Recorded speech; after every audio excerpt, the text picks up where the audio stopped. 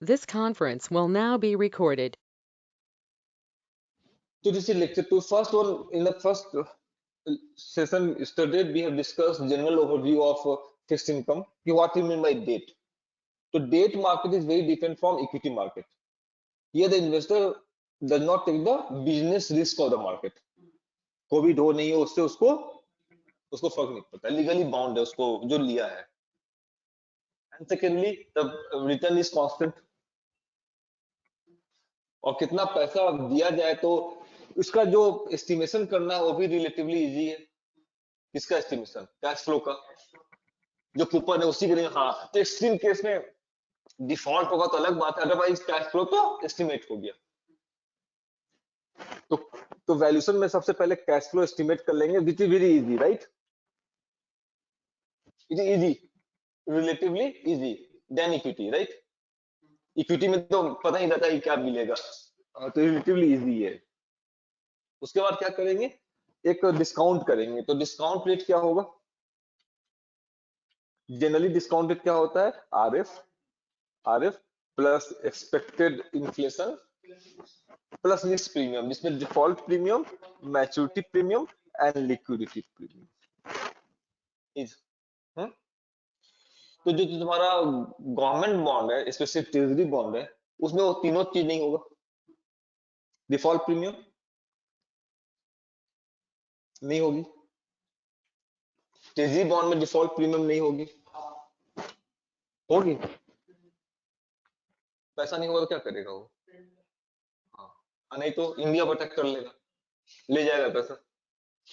तो जो बहुत सुपर पावर टाइप है उसका डिफॉल्ट प्रीमियम का चांस. अब पाकिस्तान का, हाँ समझ रहे हो, ऐसा नहीं है कि नहीं होगा, लेकिन इसका तो नहीं होगा गवर्नमेंट. हाँ, मैच्योरिटी प्रीमियम थोड़ा होगा. और लिक्विडिटी प्रीमियम, ट्रेजरी बॉन्ड है, इजीली सेल होगा, गुड एसेट है ना. तो you get the idea, clear. इसका पीवी ले लेंगे, वही उसका क्या हो जाएगा? प्राइस. तो प्राइस किसको मिलता है? ईश्वर को. हाँ, तो ईश्वर प्राइस ले लेगा, और ये सब कैश फ्लोस किसको मिलेगा? इन्वेस्टर को, बायर को, buyer of the that paper, that bond. ये बस समझ में आ गया. तो तीन रिलेशन था, पार वैल्यू था, और कूपन रेट था, और तीसरा मैच्योरिटी डेट था, और वाईटीएम क्या होगा, और प्राइस. ये तीन चीज तय करता है ईश्वर, कि मैं कितना पार्ट दूंगा, मैं कितना कूपन दूंगा, तो मैं कितने साल तक दूंगा. और वाईटीएम कौन तय करता है? मार्केट. मार्केट में ना, मार्केट मतलब जो मार्केट रेट हो गया, इन दोनों का हेर से क्या निकल जाएगा? प्राइस. तो प्राइस जाएगा किसके पास? ईश्वर के पास. हाँ, और कैश फ्लो किसके पास जाएगा? हम्म, और बायर द बॉन्ड के पास जाएगा. तो हमने पहला रिलेशन पढ़ा आपका कूपन एंड वाईटीएम में. इस coupon is greater than YTM, then price will be greater than premium bond, वो वाला पार्ट. और दूसरा हमने पढ़ा प्राइस एंड मैच्योरिटी के बीच. तो ग्राफ ऐसा जाएगा, राइट. Pull to power. तो जैसे जैसे बॉन्ड मैच्योरिटी की तरफ जाएगा वो पुल टू पार होगा. पार से ज्यादा है तो उसकी प्राइस कम होने लगेगी, अब पार से कम है तो प्राइस बढ़ने लगेगी. ये आपको याद रखना है, इसमें आपको इंसाइट नहीं होता है, याद ही रखना है. इसका कर्व से कोई मतलब खास नहीं है यहाँ पर.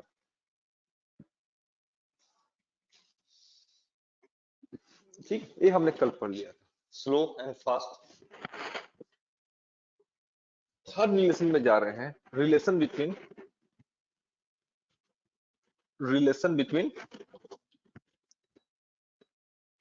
Price and YTM. Interest rate is called YTM. इसी में हम लोग पढ़ लेंगे कॉन्सेप्ट ऑफ ड्यूरेशन. क्या पढ़ लेंगे? Duration and. तो आज का मैं टास्क लिख रहा हूँ कि हम लोग करेंगे क्या. Convexity, concept of duration and convexity. और ड्यूरेशन बहुत टाइप के होंगे, तो सभी टाइप के ड्यूरेशन को पढ़ेंगे. पहला होगा मॉडिफाइड ड्यूरेशन.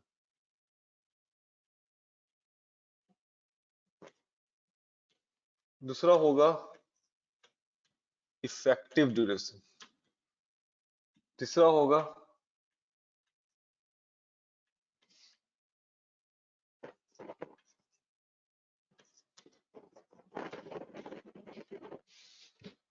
Macaulay duration. ठीक है, effective duration, modified duration, Macaulay duration.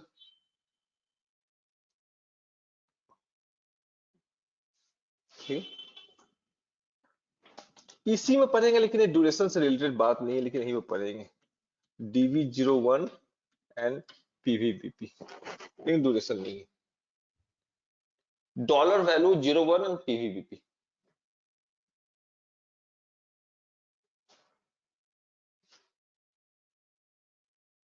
और कॉन्वेक्सिटी पढ़ेंगे, effect of convexity, effect of convexity. And using duration and convexity, we will learn how to calculate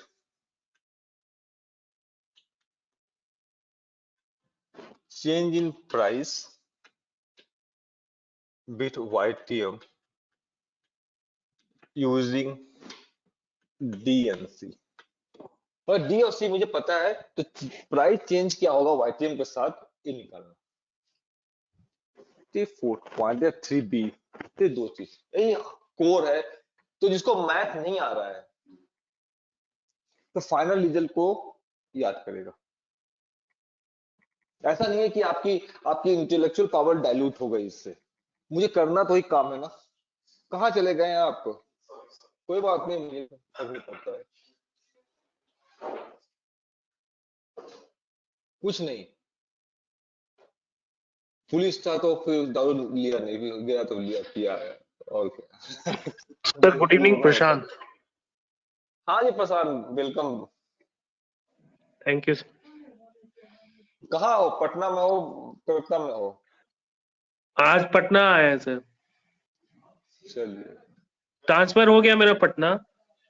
चलिए मुबारक। बीच किस में ब्रांच में पढ़ा? कहाँ? रीजनल ऑफिस सर, नहीं रीजनल ऑफिस, हाँ दादरला के पास है, कहाँ पर? कंकरबाग। ये रीजनल ऑफिस, अच्छा तुम्हारा SBI का वहां पर था ना, बिस्कोमान के पास? जी जी जी। हाँ सर, आप सब जानते हैं। बिस्कोमान के पास नहीं था गांधी मैदान? हाँ, बिस्कोमान और सेंट जेवियर के बीच में। हाँ हाँ हाँ, वहीं पर DM बंगला के पास। जी जी।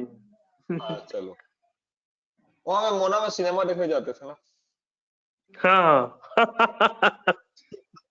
हाँ सर, चलो ठीक। तो हाँ, हम लोगों ने कल देख लिया था फिक्स इनकम में, कल हमने देख लिया था, फिर से मैं आ रहा हूँ सुनो,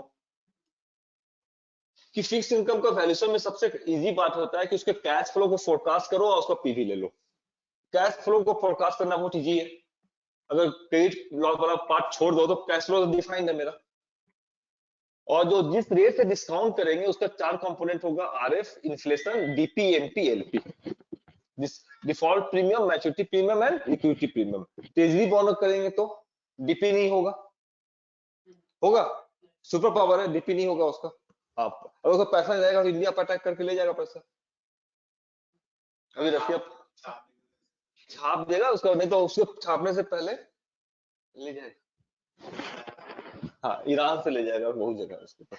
तो DP है। और इंडिया से पैसा कैसे ले जाता है पता है? कैसे लेता है इंडिया से पैसा? वो पाकिस्तान को बोलेगा ना कि 2-4 फायरिंग कर दो, फिर बोलेगा कि मैं रुकवा दूंगा, आर्म्स खरीद लो मुझसे। हाँ हाँ, बोले 1 बिलियन का लो, 16 लो, नहीं तो रुकवा लेता है। एनीवे, ठीक है। और CI वाला इंडिया में होते हैं, तो कुछ दिल्ली में हंगामा करवा देगा तो गवर्नमेंट चली जाएगी। हाँ, तो US गवर्नमेंट किसी भी डेमोक्रेटिकली इलेक्टेड गवर्नमेंट को हटाने के लिए उसको 20 दिन चाहिए। हाँ हाँ ठीक है, तो DP MPL, ठीक है। अब हम चल, ये हो गया जनरल कॉन्सेप्ट। दूसरा हमने पढ़ा रिलेशनशिप। तो Y और YTM का relationship, coupon is more than YTM, then price और bond will be greater than par. बिना कैलकुलेशन किए मुझे पता चल जाएगा। और उस तरह का बॉन्ड को क्या बोलेंगे? Premium bond. जो फर्स्ट टाइम कर रहा है उसके लिए बात रिपीट कर रहे हैं। सी इज तो वाई पार हो जाएगा, and C less than Y discount bond हो जाएगा, और सी जीरो हो गया तो प्योर डिस्काउंट हो जाएगा। उसको हम लोग बोलते हैं zero coupon bond. Zero coupon bond issued by government of USA is called T bill, and zero coupon bond issued by commercial ventures are called commercial paper. Commercial paper कौन issue करेगा? High rated company, local वाले का कोई खरीदेगा नहीं ना। दूसरा हमने पढ़ा प्राइस एंड मैच्योरिटी। अगर वाईटीएम कांस्टेंट है तो जैसे से बॉन्ड मैच्योरिटी की तरफ जाएगा उसका प्राइस क्या होता जाएगा? हाँ, पुल टू पार होगा। एक लाइन में बात, ऊपर वाला है तो नीचे की तरफ जाएगा, नीचे वाला है तो बस। ये दो चीजें हमने पढ़ी, याद हो गया?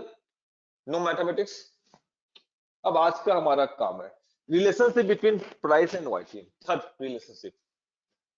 इसी में हम लोग ड्यूरेशन एंड कॉन्वेक्सिटी पढ़ेंगे। ड्यूरेशन बहुत टाइप का आएगा, modified duration, effective duration, Macaulay duration and DV01 PVP, कुछ भी होता हो लिख दिया है मैंने। And effect of dollar value per basis point, and PV price value per basis point, दोनों का एक ही नाम है। और दूसरा इफेक्ट ऑफ कॉन्वेक्सिटी पढ़ेंगे। And finally with the help of duration and convexity we will try to calculate change in price with YTM. If YTM changes by 2 basis point, then how much dollar change we will see in the price of the bond. ये हमारा basic mathematics है। Clear है बच्चों सबको? चलिए, तो price of the bond एक JCB से देख लेते हैं, जीरो कूपन बॉन्ड से। ये बॉन्ड एफ देगा टाइम 1 पर या टाइम n पर, और यहाँ पर 0 पर प्राइस होगी इसकी, होगा। इसमें कांस्टेंट क्या है बच्चा? एफ कांस्टेंट है, एन कांस्टेंट है। ठीक है, तो प्राइस क्या होगा?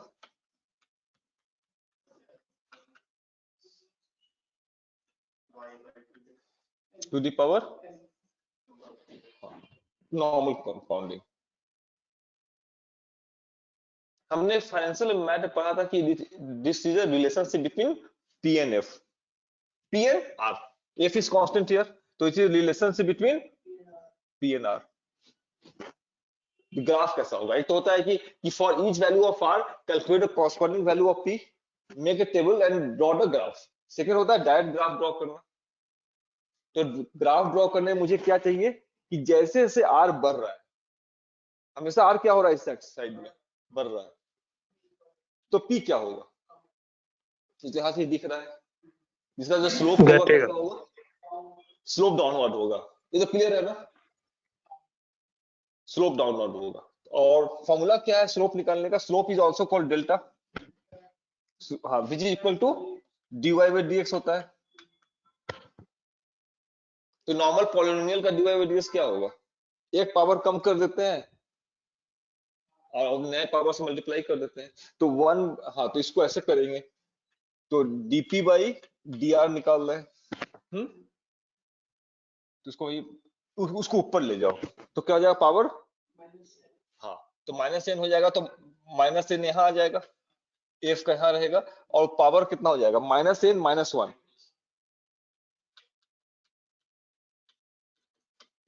ये वाला टर्म तो पॉजिटिव है भाई। इन टर्म क्या हो गया? नेगेटिव हो गया कि नहीं हुआ? तो स्लोप नेगेटिव हो गया, तो पहले से पता था। अब स्लोप कैसा होगा? ऐसा वाला होगा या ऐसे नीचे जाएगा? हाँ, जिसका डबल ग्रीन वाला होगा, ग्रीन वाला होगा, तो डबल डिफरेंशिएट कर लो। डबल दैट इज, मुझे क्या मिल जाएगा? मुझे गामा मिल जाएगा। ये डेल्टा हो गया, ये गामा हो गया, तो एन प्लस 1 ऊपर फिर जाएगा तो माइनस हो जाएगा। तो क्या हो जाएगा? यहाँ पर पहले से माइनस एन है और फिर माइनस और आएगा, तो क्या बन जाएगा? और नीचे, ठीक है, तो गामा क्या हो गया? तो कॉन्वेक्सिटी क्या हो गई इसकी? कॉन्वेक्स बन गया। Greater than 0। कॉन्वेक्सिटी इधर से देखो, गुफा उस तरफ चला गया। तो price YTM graph is convex downward. तो इसको पहला याद रखोगे, क्या रहेगा ये,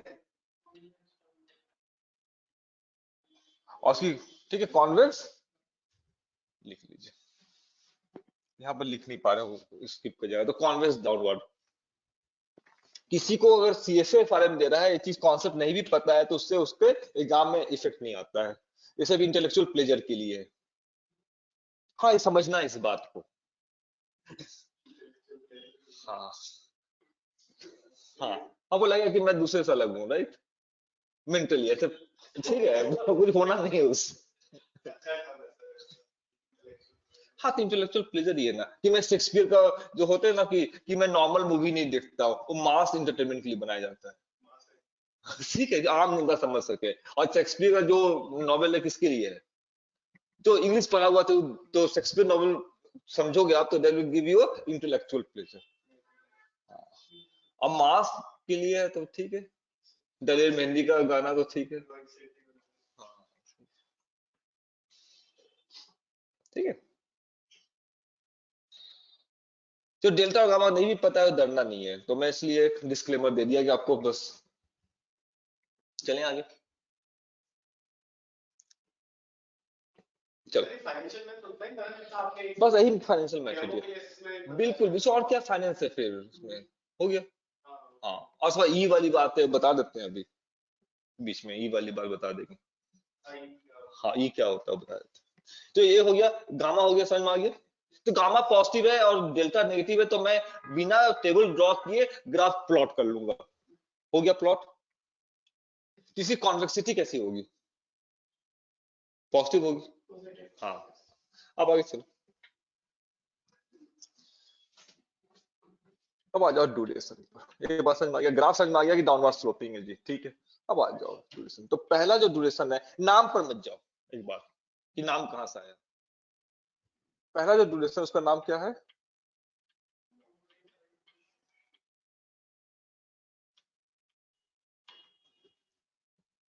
मॉडिफाइड, इसको समझते हैं।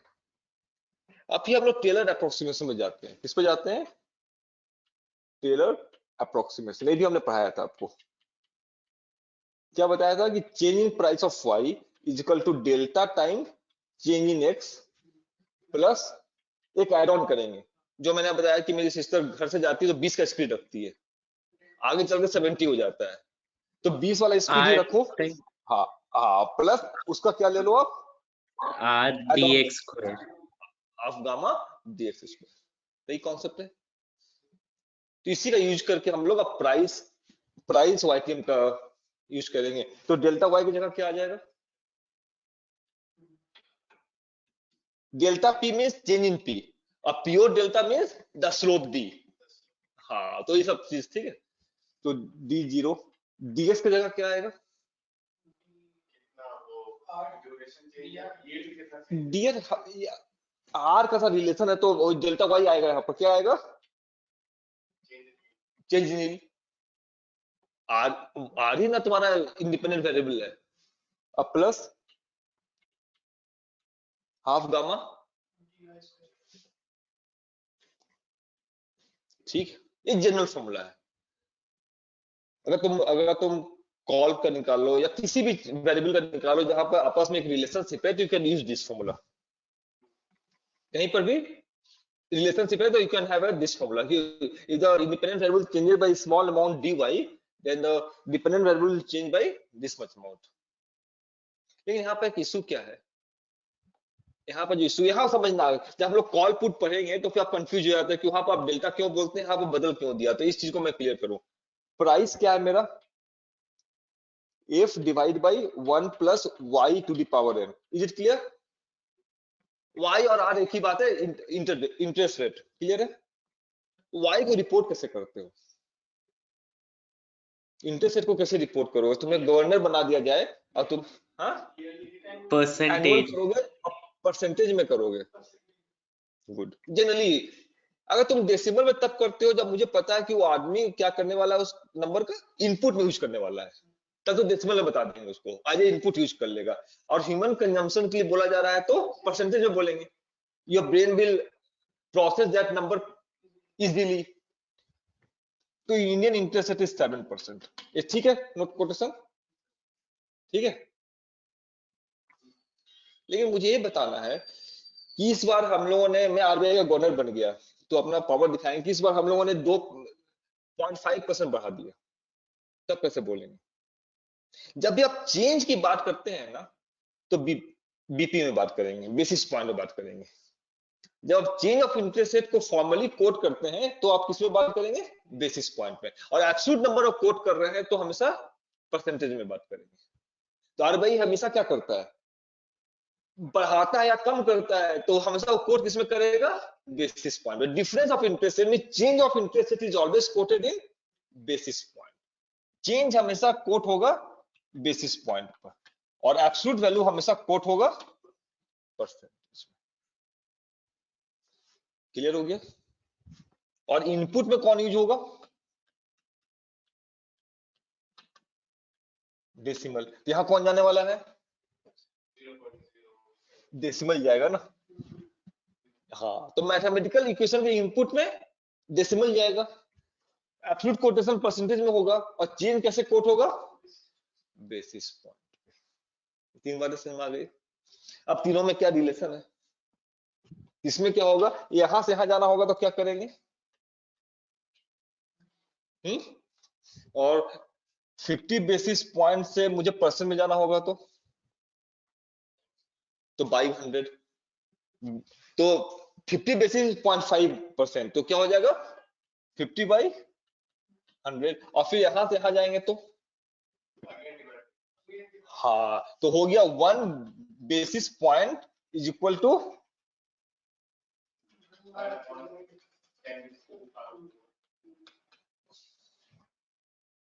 ये आपको याद रखना है, क्योंकि सोचना नहीं कि मैं समझा नहीं, बिल्कुल मैंने समझा दिया, उसको याद रखना।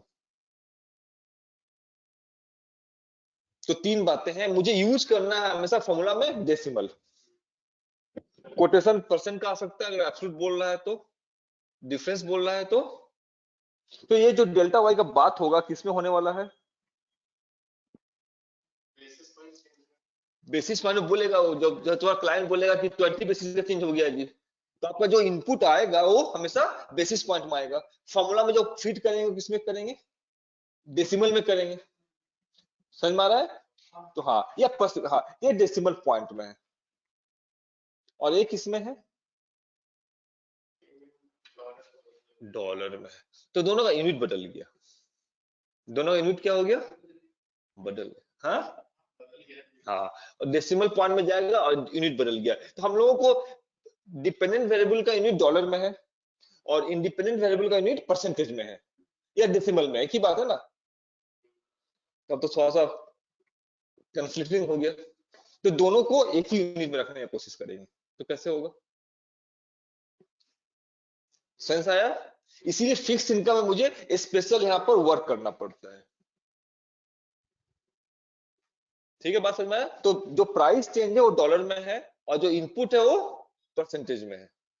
तो मुझे एक ही यूनिट बनाना है उसको, तो उसको चेंज करेंगे। तो स्पेशल मैथमेटिकल वर्कआउट जो करना पड़ेगा इन फिक्स इनकम। ये फिक्स इनकम में काम होगा और दूसरे में काम नहीं होगा। तो delta P is equal to D zero into D Y plus half gamma into D Y square. ये परसेंटेज में है या डेसिमल में है? ये डेसिमल पॉइंट में, ये भी डेसिमल पॉइंट में, ये डॉलर में। कैसे चेंज होगा? तो उसके लिए क्या करेंगे? Delta P over P not कर दो। किस पे आ गया है? डेसिमल में आ गया, परसेंट में नहीं आया। इंटू 100 करेंगे तो परसेंट होगा। हाँ, तो ये डेसिमल में आ गया ना। किसमें आ गया ये? जब इधर P0 से डिवाइड किए हैं तो इधर भी into D Y plus half gamma by into, इसमें कांस्टेंट कौन है? एक कांस्टेंट है, ये भी देख इसमें आ गया। तो हो गया परसेंटेज, या डेसिमल चेंज को 100 से मल्टीप्लाई कर देंगे तो हो जाएगा ना। तो percentage change in price is equal to this term into this term. इस टर्म को माइनस डी डिफाइन कर दो, इसको सी डिफाइन कर दो। कुछ तो बोलना पड़ेगा ना उस टर्म को, तो माइनस डी मान लेते हैं। तो क्या हो जाएगा, प्लस इसको इसी को मान लो हाफ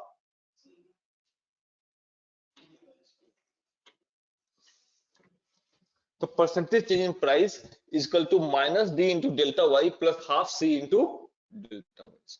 सारा इनपुट किसमें आ गया, परसेंटेज में। लेफ्ट भी परसेंटेज में, राइट भी।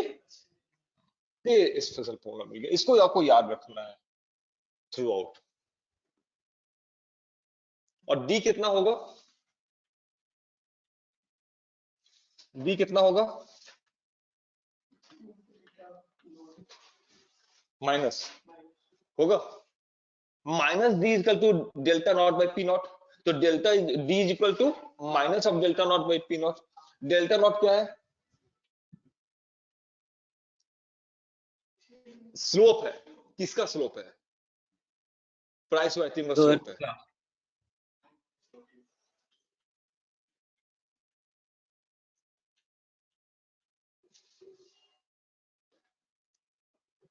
अभी निकाला था ना यार D R by D P. तो डेल्टा क्या है, slope of P Y graph है, स्लोप ऑफ, हाँ पी वाई ग्राफ, ये पी वाई ग्राफ ही बनाया था ना हमने। तो पी वाई ग्राफ का स्लोप है। और सी क्या है तुम्हारा, gamma by P dot. Gamma क्या है, स्लोप का स्लोप है। तो 1 by P naught into double differentiation of इसका लिख सकते हैं, slope D Y by D I है, उसका फिर से डिफरेंशिएट करना। तो डबल डिफरेंशिएशन इस तरह लिखते हैं, D two P by D Y square, double differentiation है। D is called modified duration and C is called convexity. तो हम लोग डेल्टा गामा से कहां पहुंच गए, ड्यूरेशन एंड कॉन्वेक्सिटी में। D is called modified duration। एक D क्या हो गया, मॉड D, और C क्या हो गया, कॉन्वेक्सिटी। अगर गामा पॉजिटिव है तो कॉन्वेक्सिटी भी क्या होगा, पॉजिटिव होगा। गामा पॉजिटिव है ना कि नेगेटिव है, गामा पॉजिटिव है। और पी नॉट पॉजिटिव होता ही है नॉर्मल केस में, तो सी पॉजिटिव हो गया। डेल्टा जीरो पॉजिटिव है कि नेगेटिव है, डेल्टा जीरो नेगेटिव होगा और पी जीरो पॉजिटिव होगा। तो ये टर्म क्या होने वाला है, नेगेटिव होने वाला है। तो डी क्या होने वाला है, positive. Minus D equal to -5, minus D equal to, तो डी इज पॉजिटिव, इसीलिए डी को पॉजिटिव बनाने के लिए माइनस पहले लगा दिया। तो डी भी क्या होगा, पॉजिटिव होगा। सी भी आगे समझ में सबका डाउट है, पूछो पूछो। नहीं सर, काफी सही है। मतलब ऐसे हमने देखा था, वो अलग अलग तरह से डिवाइड करके वो डेलीगेट कर, वो पहले डिफरेंशिएट कर देता है इस टर्म्स को। हाँ हाँ, वो कुछ अलग तरीके से करता है, वो अलग तरह से पढ़ाता है। मैंने बताया फिजिक्स में जब पहली बार क्लास हुआ था फिजिक्स 1 का, सीधा डाइवर्जेंस थ्योरम बताया, ट्रिपल इंटीग्रेशन कर दिया, यहाँ से इस वॉल्यूम को इंटीग्रेट करना, समझ के बाहर हो गया क्या वॉल्यूम को इंटीग्रेट। बट ये फार्मूला बहुत मतलब रामबाण टाइप है, क्या, मतलब रामबाण टाइप। हाँ रामबाण। ठीक है दिया। यहाँ पर मुझे ये बताना जरूरी है कि डेल्टा गामा से फिक्स इनकम हम लोग डीसी में कैसे पहुंच गए। इसलिए पहुंचे क्योंकि मुझे दोनों साइड परसेंटेज बनाना है। अगर परसेंटेज नहीं बनाना होता तो डेल्टा गामा नहीं चलते। तो D is something related to delta and C is something related to gamma. So what is D? Delta over P naught. Delta over P naught is called D and gamma over P naught is called C. Sense आ गया ना? हाँ, तो D कहीं ना कहीं slope by P naught है और C कहीं ना कहीं differentiation of slope of slope by P naught है। अब मैं थोड़ा सा इसको मॉडिफाई इसलिए करना पड़ा क्योंकि दोनों साइड मुझे क्या करना है, परसेंटेज बनाना है। और इसको ये जो टर्म आया डी, इसको हम लोग क्या कौन सा नाम दिया, मॉडिफाइड ड्यूरेशन। तो मुझे अगर मॉडिफाइड ड्यूरेशन पता हो और कॉन्वेक्सिटी पता हो तो परसेंटेज चेंज इन प्राइस निकाल लेंगे। हाँ, तो डी और सी पता कर ले किसी बॉन्ड का तो परसेंटेज चेंज इन प्राइस निकल जाएगा। क्लियर है, गुड। तो ये आपका फॉर्मूला मिल गया। तो यहाँ पर आपको क्या याद रखना है इस स्लाइड में, ये वाला बात याद रखना है। कौन सी बात याद रखनी है कि change in price equal to minus D into delta Y. मैं बता रहा हूँ, change in percentage change in price is equal to minus D into delta Y plus half C into D is positive, C is positive, D is called modified duration, C is called convexity of a equation PY graph. Clear? एक बात और, if I know D, if I know C, then I can calculate price. हाँ, तो change in price, percentage change in price consists of two term. First term है किसका contribution ज्यादा है? First term का फाइनेंशियल में देखा होगा तो y equal to x cube वाला ग्राफ बनाया था, तो पहला टर्म का आ गया था आपका 2.7 और दूसरे का आया था 0.09, तो 2.79 आ गया था। तो फर्स्ट टर्म का कंट्रीब्यूशन ज्यादा होगा और सेकंड टर्म का कंट्रीब्यूशन कम होगा। ठीक है, आगे लिख लेते हैं। तो मैं यहाँ पर आपको ये बात लिख देता हूँ, आपको जो टेक अवेज है। Percentage change in price is equal to minus d into delta y plus half c into delta y square. First term. Contribution of first term is more. First term को कौन सा टर्म बोलेंगे? Duration term. तो contribution of is more. Contribution of convexity term is less. ठीक है, delta Y में अगर बहुत स्मॉल चेंज हुआ तो सेकेंड टर्म का कंट्रीब्यूशन बढ़ेगा कि घटेगा? और भी कम है। डेल्टा वाई स्क्वायर है ना, तो 0.2 है तो उसमें कितना चला जाएगा? 0.04 हो जाएगा। तो if delta Y is very near to 0 then we can safely ignore convexity term. अब डेल्टा वाई कितना 0 होना चाहिए ये आपके अपने एनालिटिकल कैपेसिटी पर है। If we can ignore convexity term, ठीक है, D is positive, C is positive, ये बात आपको याद रखना है। And the name of D is mod D. ये बात आपको हमेशा याद रखना है कि प्राइस चेंज निकालने की जहां बात आएगी तो बहुत सारे डी हमें इनकाउंटर होगा, लेकिन इसमें जाएगा कौन डी? मॉड डी जाएगा। कोई डाउट यहाँ पर? इसमें कोई डाउट नहीं, तो ये निकल जाएगा। और हमने ड्यूरेशन गामा छोड़कर डी सी में क्यों उतर गए? क्योंकि थोड़ा सा इक्वेशन क्या बना था, हाँ बैलेंस करना था मुझे, थोड़ा सा उसको सिमेट्रिकल बनाना था, इसलिए, नहीं तो डेल्टा गामा काम करता। तो percentage change in price equal to minus D into delta Y plus half C into delta Y square. The contribution of duration term is more and the contribution of convexity term is less. If delta y is less, then even the contribution of second term will virtually become 0. So we can easily safely ignore it. और convexity term आया क्यों? Because py graph is not linear. अगर linear होता तो convexity क्या हो जाती? Gamma 0 हो जाता उसका। हाँ, तो स्ट्रेट लाइन हो जाता तो ये टर्म चला जाता। चलो, गुड। अब आ जाते हैं कि if I somehow calculate D and C, तब हार्डली हो जाएगा मेरे पास। D और C मिला, जैसे डेल्टा वाई मुझे आरबीआई के गवर्नर ने बताया कि उस तुरंत प्लग करेंगे और चेंज इन प्राइस निकाल लेंगे। गुड, तो आ जाओ calculation of mod D. Calculation of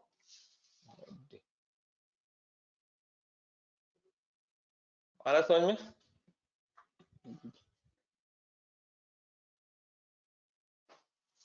चलो, ये क्या है तुम्हारा? पीवाई ग्राफ है कि नहीं है? है। राइट नाउ वाईटीएम क्या चल रहा है तुम्हारा? y0 क्या चल रहा है? Right now y is y0, ये y ग्राफ। मार्केट वाईटीएम पता रहेगा ना कि नहीं पता रहेगा? मार्केट वैल्यू तो अभी पता कर लोगे, गूगल कर लोगे, फोन पर पूछ लोगे किसी से। इस वाई नॉट को यूज करके तुम बॉन्ड का प्राइस निकाल सकते हो। बॉन्ड का तो मुझे कैश फ्लोस पता है ना, C1 C2 C3 and F, इसमें डिस्काउंट कर देंगे तो मुझे प्राइस निकल जाएगा। ये जो निकला वो प्राइस निकला या वैल्यूएशन निकला? लैब में कर रहे हो ना? हाँ, लैब में प्राइस। हाँ, प्राइस तभी होगा जब बायर बोलता है कि मैं देने को तैयार हूं, तब वो क्या बन गया? हाँ, उसने सचमुच पैसा देकर तुमसे, हाँ, तब वो प्राइस बन गया। इस पर, इस Y0 पर क्या निकाल लो आप? वैल्यूएशन और बॉन्ड निकल गया।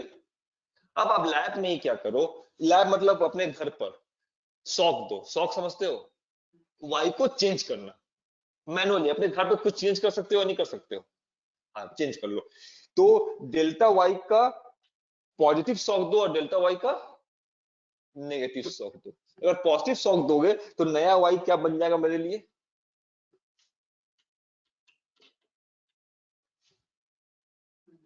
और नेगेटिव सॉक दिया तो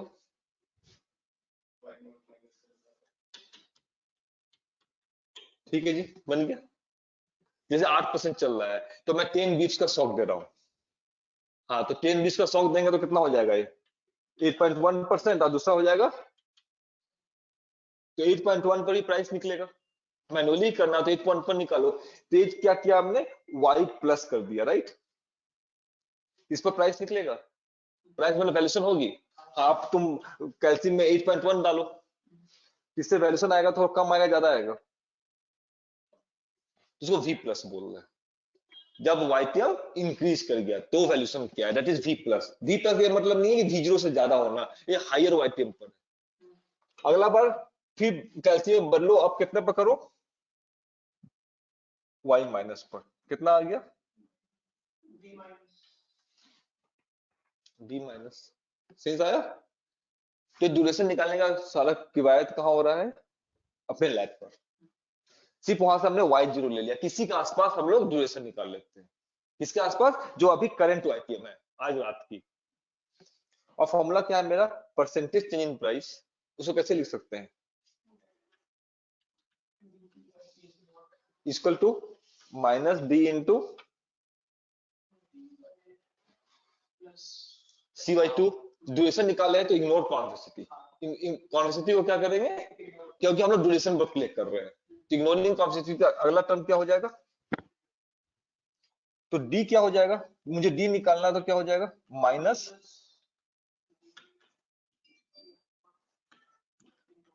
इंटू, क्लियर?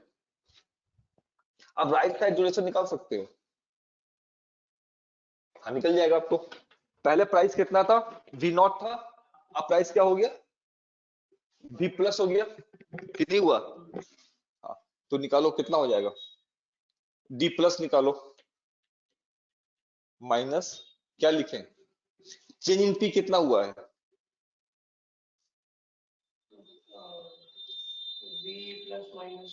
हाँ, this going from this point two this point, right? तो क्या हो जाएगा?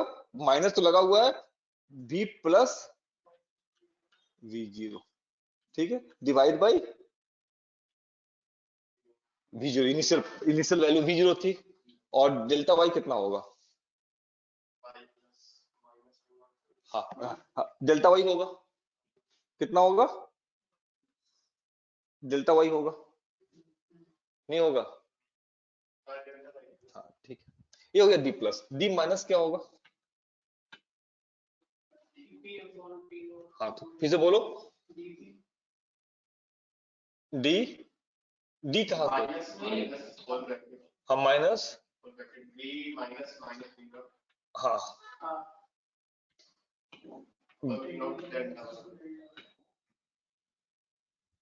डेल्टा वाई पॉजिटिव और नेगेटिव?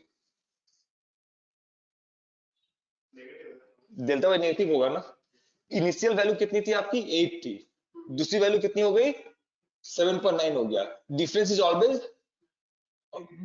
फाइनल टू इनिशियल होता है, तो delta Y will be negative. तो नेगेटिव नेगेटिव क्या हो जाएगा? पॉजिटिव। तो क्या आ गया आपका? b minus minus V0 by V0 into delta Y. ये डी नेगेटिव आया, इधर देखो माइनस माइनस जाएगा तो क्या होगा,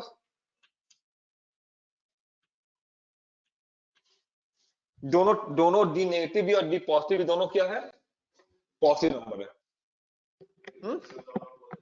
दोनों नंबर, क्योंकि V minus is more then V0 and in that case V0 is greater then V plus, तो डी पॉजिटिव निकल के आ गया। अब कौन से डी पर काम करना चाहिए मुझे, ये दोनों डी का वैल्यू सेम आएगा कि अलग अलग आएगा, क्यों?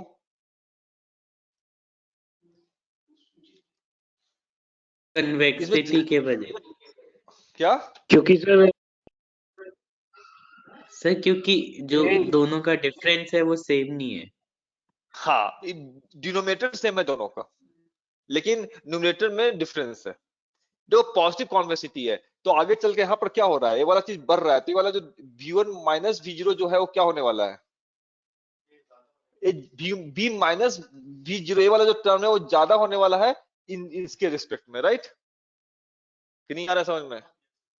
तो कौन सा ज्यादा निकल के आ जाएगा, लेफ्ट वाला, V माइनस V0।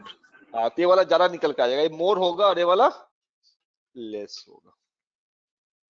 यहाँ पर पहला पार्ट लिख लो, यहाँ पर कॉन्वेक्सिटी से related, due to positive convexity क्या हो रहा है, change in price will be more if YTM decreases। क्या चाहिए, पेन चाहिए, आपसे कम पढ़ने वाला तो मैं हूं, कुछ मांगो लाइटर मांगो तो दे मैं दे रहा। मैम पेन होगा क्या, एक दे दो आपको, कुछ उस तरह की चीजें मांगा करो। एनीवे, तो इफेक्ट ऑफ पॉजिटिव कॉन्वेक्सिटी लिखो, due to positive convexity change in price is more when YTM decreases,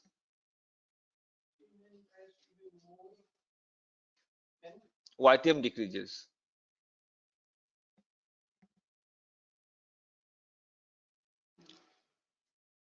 चाहे due to positive convexity, positive change in price में पॉजिटिव चेंज हो रहा है, due to effect of positive convexity, positive change in price will be more when YTM decreases than negative change in price when YTM increases। आया समझ में? नहीं आया? आ गया ना? सेम YTM डिक्रीज कर रहा है तो जो प्राइस है ज्यादा बढ़ेगा, और YTM सेम अमाउंट से अगर इंक्रीज हुआ तो प्राइस में डिक्रीमेंट कम होगी। तो कॉन्वेक्सिटी इन्वेस्टर के लिए अच्छा है या बुरा है?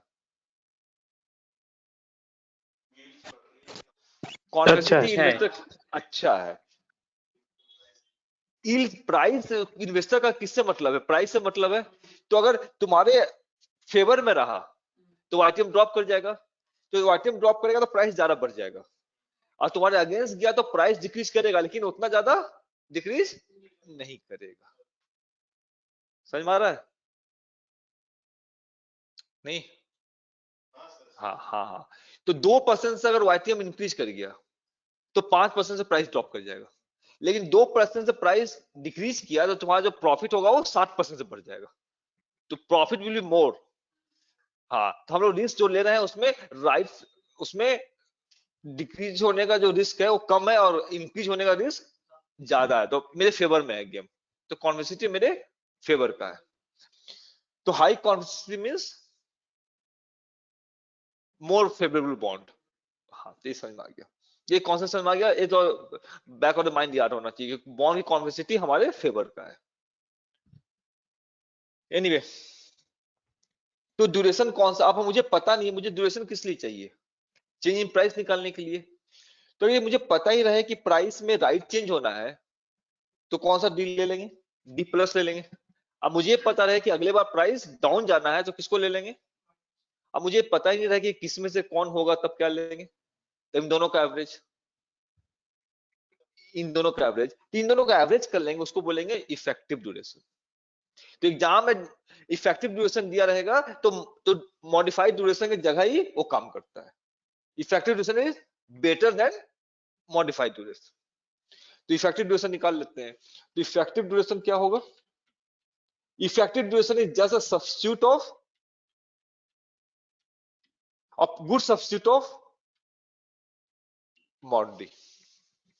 Effective duration is a good substitute of mod d, which is nothing but d plus कुछ नया बात नहीं है इसमें। तो d प्लस क्या था मेरा, लिख दें। d प्लस मेरा था v0 माइनस v प्लस, ठीक है, divide by 2v0 delta y। तो बाद में कर ले, दोनों में ही था। इसमें क्या था,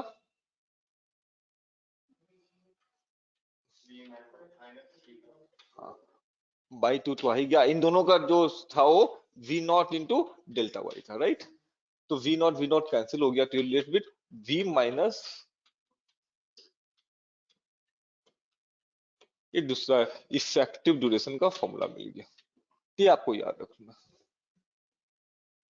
ये सब याद ही रखो कि effective duration equal to shock देंगे तो नेगेटिव शॉक में जो प्राइस होगा वो पॉजिटिव शॉक में जो प्राइस होगा उसको माइनस करेंगे और divide by 2v0 delta y। Delta y हमारा शॉकिंग अमाउंट है। शॉकिंग अमाउंट कितना लेने वाले हैं, शॉकिंग अमाउंट कितना लेने वाले हैं, ऑब्जेक्टिव क्वेश्चन होगा तो दिया रहेगा कि 20, हाँ ऐसे 10 बिप्स का, अदरवाइज दिया रहेगा 10 बिप्स का होगा या 20 बिप्स का डेल्टा y लिया जाता है। छोटा रखेंगे dy, क्यों, नहीं तो इफेक्ट ऑफ कॉन्वेक्सिटी आ जाएगा। हाँ, इस कॉन्वेक्सिटी हम इग्नोर कर रखा है, तो delta y have to be rationally less, तो 10 बिप्स 20 बिप्स मैक्सिमम। इसे ड्यूरेशन निकल जाएगा मेरा कि नहीं निकलेगा, हाँ इफेक्टिव ड्यूरेशन निकल जाएगा। क्लियर, क्या करूं,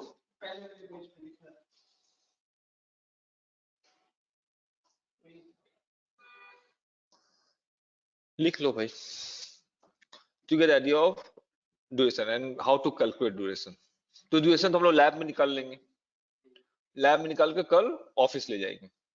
जैसे आरबीआई का पॉलिसी आएगी हम लोग अपना डेल्टा वाई वहां से पिक करेंगे और चेंज इन प्राइस निकाल लेंगे।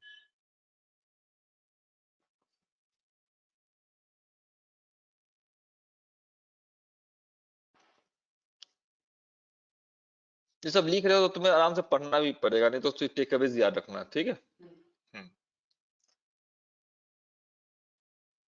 ये सब मुझे क्लास में डेमोस्ट्रेट करने के लिए बोलना पड़ता है, इस रिक्वायरमेंट नहीं है इसकी। आपको सीधा आपको लिख लो, मैं तो तुम्हारी लिखा है, लेकिन पढ़ो तो पूरा ढंग से पढ़ो, समझ रहे हो ना।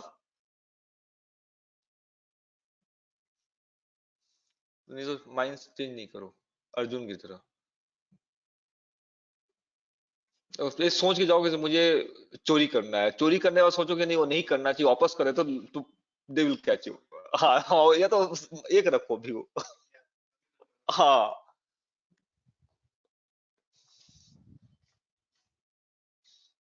क्लियर हो गया बच्चे, गुड। ये हो गया हमारा यहाँ तक। हाँ पूछो, इससे रिलेटेड, हाँ पूछो ना। ड्यूरेशन तो कुछ वर्ड ही नहीं होता, ड्यूरेशन तो शर्मा जी का आगे बता, रमेश शर्मा कौन, शर्मा जी बहुत, हाँ तो बहुत सारे हैं ड्यूरेशन।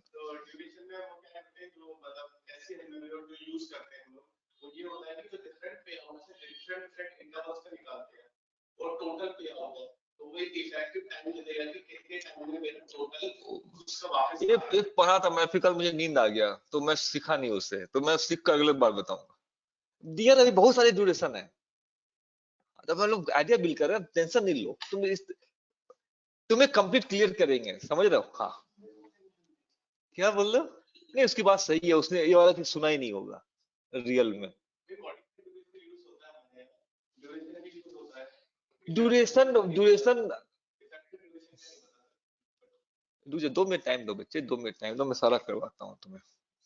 यहाँ समझ में आ गया, ये भी समझ में आ गया। मैक्सिमम टीचर या उसको पता ही नहीं है कि हम लोग डेल्टा से ड्यूरेशन में क्यों चले जाते हैं, पहली बात तो यही है। नॉर्मल मैथमेटिक्स में तो आप डेल्टा गामा जानते हैं कि change in Y is equal to delta into dx plus gamma plus half gamma into dx square. ये जो duration of dog and cat वाला कहां से आ गया, डीएनसी। ये समझ में आ गया, ड्यूरेशन समझ में आ गया। हमने आपको यहाँ पहले क्या बता दिया, ऑल सेड एंड डन, आपको जो टेकअवेज बताई थी सबके लिए, क्या बताया था टेकअवेज कि प्राइस चेंज में जो डी होता है, कौन सा डी होता है,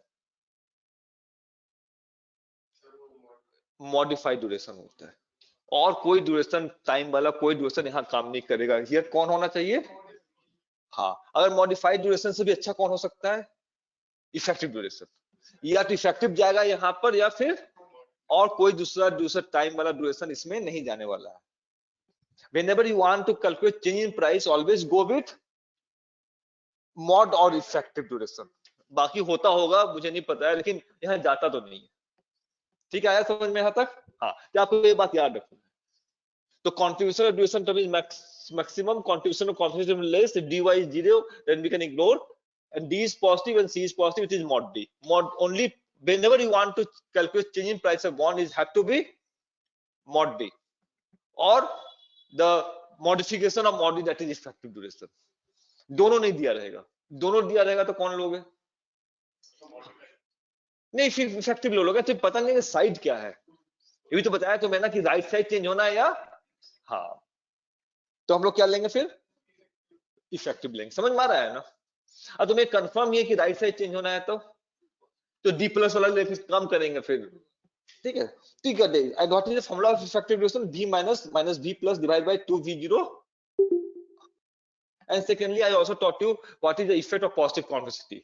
तो YTM ड्रॉप होने से प्राइस में ज्यादा चेंज आएगा और पॉजिटिव चेंज आएगा, और YTM बढ़ गया तो प्राइस में नेगेटिव चेंज होगा, लेकिन पॉजिटिव वाले से कम होगा। ये बात समझ में आ रहा है?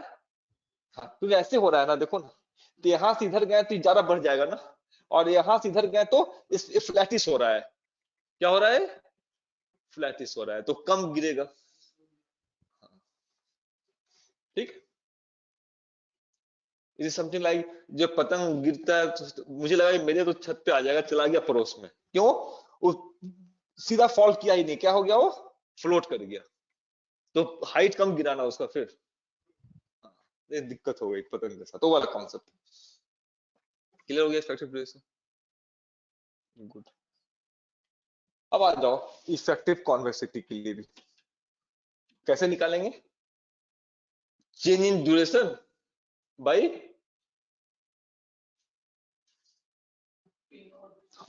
One by P naught into delta of,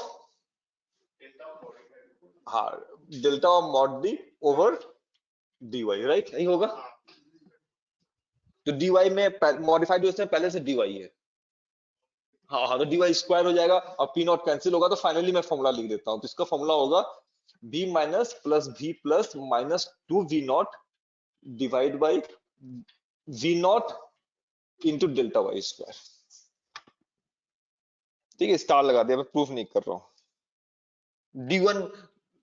d1 minus d plus minus d minus करके आ जाएगा ये, तो ये फॉर्मूला कॉन्वेक्सिटी का मैं लिख रहा हूँ, पेन चार्ज कर लो। इफेक्टिव कॉन्वेक्सिटी का फॉर्मूला याद हो गया, v माइनस, सर मेरा कनेक्शन चला गया था, एक बार ये रिपीट कर दोगे? तो कहाँ से कनेक्शन किया, तो मुझे कैसे पता रहेगा, बताओ कहाँ से कनेक्ट। वो इफेक्टिव ड्यूरेशन के बाद से। हाँ, तो बस इफेक्टिव ड्यूरेशन के बाद से मैंने कुछ नहीं बोला, उसके बाद मैंने इफेक्टिव कॉन्वेक्सिटी का फॉर्मूला लिख दिया। इफेक्टिव कॉन्वेक्सिटी क्या होगा, change in duration over delta Y into 1 by p0। तो p0 कैंसिल हो जाएगा, तो इफेक्टिव कॉन्वेक्सिटी का जो फॉर्मूला निकलेगा ये निकलेगा। इसमें स्टार लगा देते हैं, तो मैंने प्रूफ नहीं किया।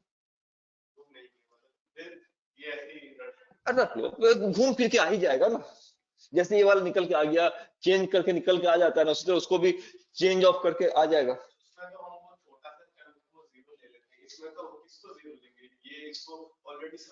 फॉर्मूला क्या है इसका, सब्स्टिट्यूट करने जो होती है, फॉर्मूला क्या है कॉन्वेक्सिटी का, वहां से पिक कर रहे हैं ना, ड्यूरेशन निकालने में कहां से। अच्छा, इसकी जगह से मॉडिफाइड डालो और इसको निकाल दो।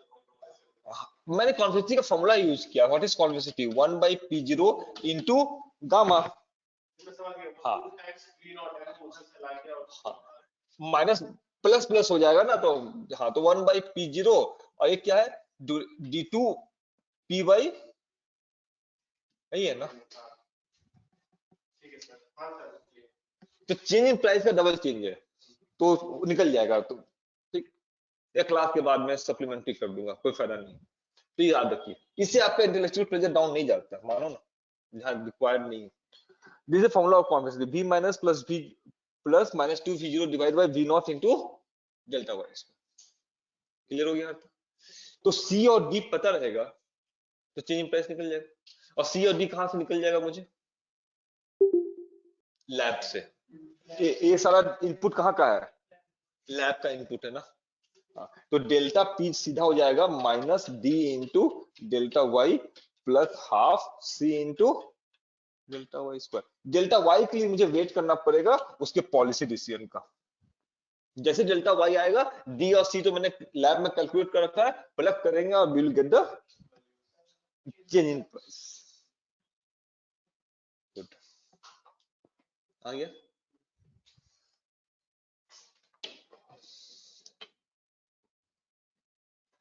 इफेक्टिव ड्यूरेशन भी हो गया। आगे चलिए।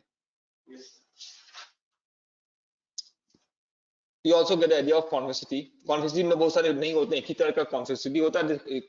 Effective convexity is equal to V plus V minus minus 2V0 divided by 2V0 into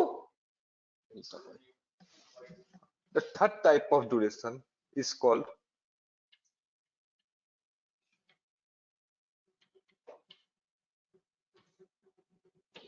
लिखिए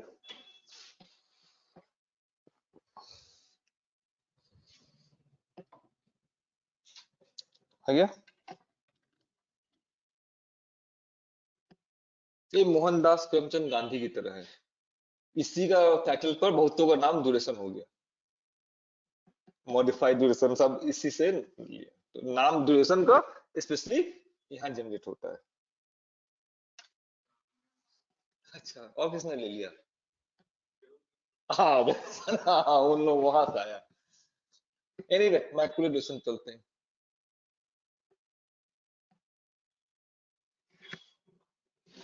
मैंने 100 रुपीज एक स्टॉक में इन्वेस्ट कर दिया, उसका रिटर्न उम्मीद है 10-20%, और किसी में 200 इन्वेस्ट कर दिया, 30% रिटर्न उम्मीद है, तो ओवरऑल रिटर्न कितना आने वाला है? मुझे कैलकुलेशन नहीं चाहिए, कॉन्सेप्ट बताओ क्या होने वाला है। वेटेड होगा। वेटेड का क्या मतलब है कि मेरे रिटर्न में किसका से ज्यादा होने वाला है, 20% का या 30% का? सर 30 इसका का, ज्यादा से क्योंकि होने वाला है क्योंकि इसमें इसका मनी से वेट हो रहा है। ये बात समझ में आ रहा है? तो वेटेड एवरेज निकालने में एक का एवरेज निकालते हैं और दूसरा डेटा सेट वेट का काम करता है। यहाँ एवरेज किसका निकालना है? रिटर्न का भी निकालना है, तो रिटर्न का निकलेगा, और दूसरा जो डेटा है वो यहाँ पर कौन सा वेटेड है? इन्वेस्टमेंट वेटेड है या मनी वेटेड है? सेंस आ रहा है? गुड। तो जिसका एवरेज निकालना है वो डेटा सेट है और दूसरा वेट वाला है। तो यहाँ पर रिटर्न का एवरेज निकाल रहे हैं तो वेट का काम कर रहा है। ये बस क्लियर है? अब चलो, मैंने तुमसे 200 रुपया लोन लिया, तुमने कर्सी में 0% में मुझे दे दिया। कितने में दे दिया? अब तुम मान लो, ठीक? तो मैंने 3 सिनेरियो तुम्हें दे रहा हूं, 100 रुपए हाथ दिया, फिर 100 रुपए हाथ दिया। सिनेरियो 1, 1 साल बाद 100 वापस कर दिया, दूसरे साल एक बार में यहां मैंने तुम्हें 200 दे दिया, ये सिनेरियो 2 है। और ये यहां मैं तुम्हें 200 दिया, ये सिनेरियो 3 है। तो तीसरे सिनेरियो में तुम्हें पैसा कितने दिन में मिल गया? 2 साल में मिल गया। पहले सेकंड वाले में? एक फर्स्ट साल वाले में? दो आधा आधा मिला। तो आधा आधा मिला, तो कितना टाइम पूछा जा रहा है? आधा आधा नहीं बताओ। 2 years। 2 साल मिला, तो मैं तो सिनेरियो 3 फॉलो करूंगा। तो मुझे क्या फायदा है आपको पहले देने का, जब अब सबको ही बोलोगे 2 साल में इसने दिया, तुम ही बोलने वाले हो, तो मैं 100 रुपए पहले क्यों दूं तुम्हें? तो यहाँ पर क्या निकालना है तुम्हें? Time weighted by cash flow, time weighted by, हाँ, तो कैश फ्लो मुझे एवरेज टाइम निकालना है। मैं तुमसे पूरा कितने में हो रहा है वो नहीं पूछ रहा हूँ, उसका तो कोई लॉजिक ही नहीं है। पूछा जा रहा है ऑन एवरेज कितने में पैसा दिया, तो ऑन एवरेज में इसका भी तो कॉन्ट्रीब्यूशन होगा ना। हाँ, तो कैश फ्लो क्या दिया है, उसी से टाइम क्या होगा, इन्फ्लुएंस होगा। और इसमें कितना है, क्लियर? तो क्या हो जाएगा ये, हाँ, तो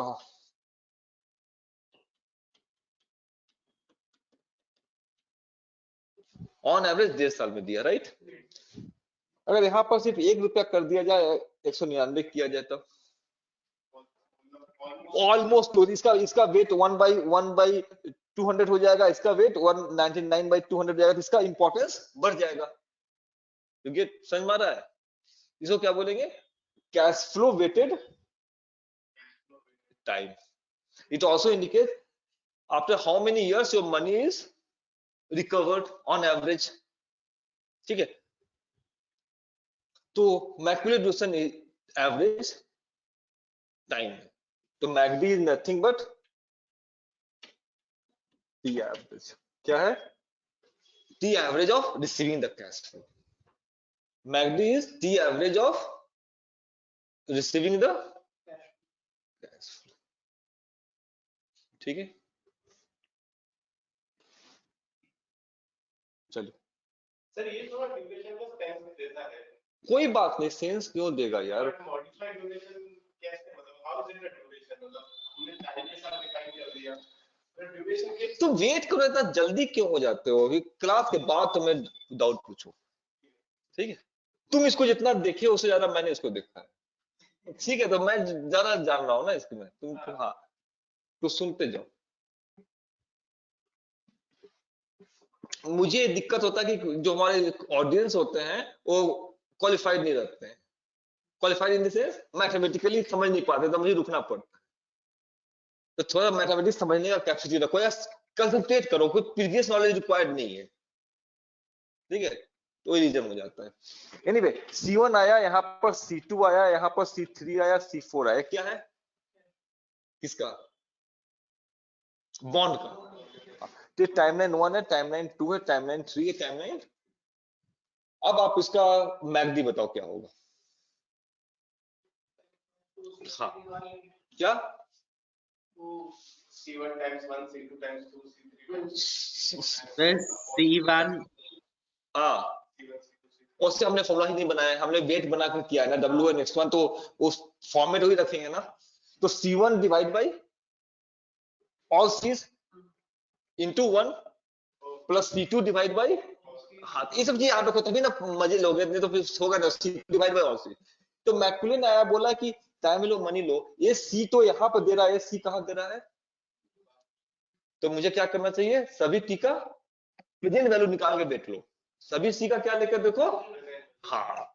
तो हमारा जो T एवरेज और मैकडी बनेगा क्या होगा, PV of C1 divide by PV of all C's into, हाँ, दूसरा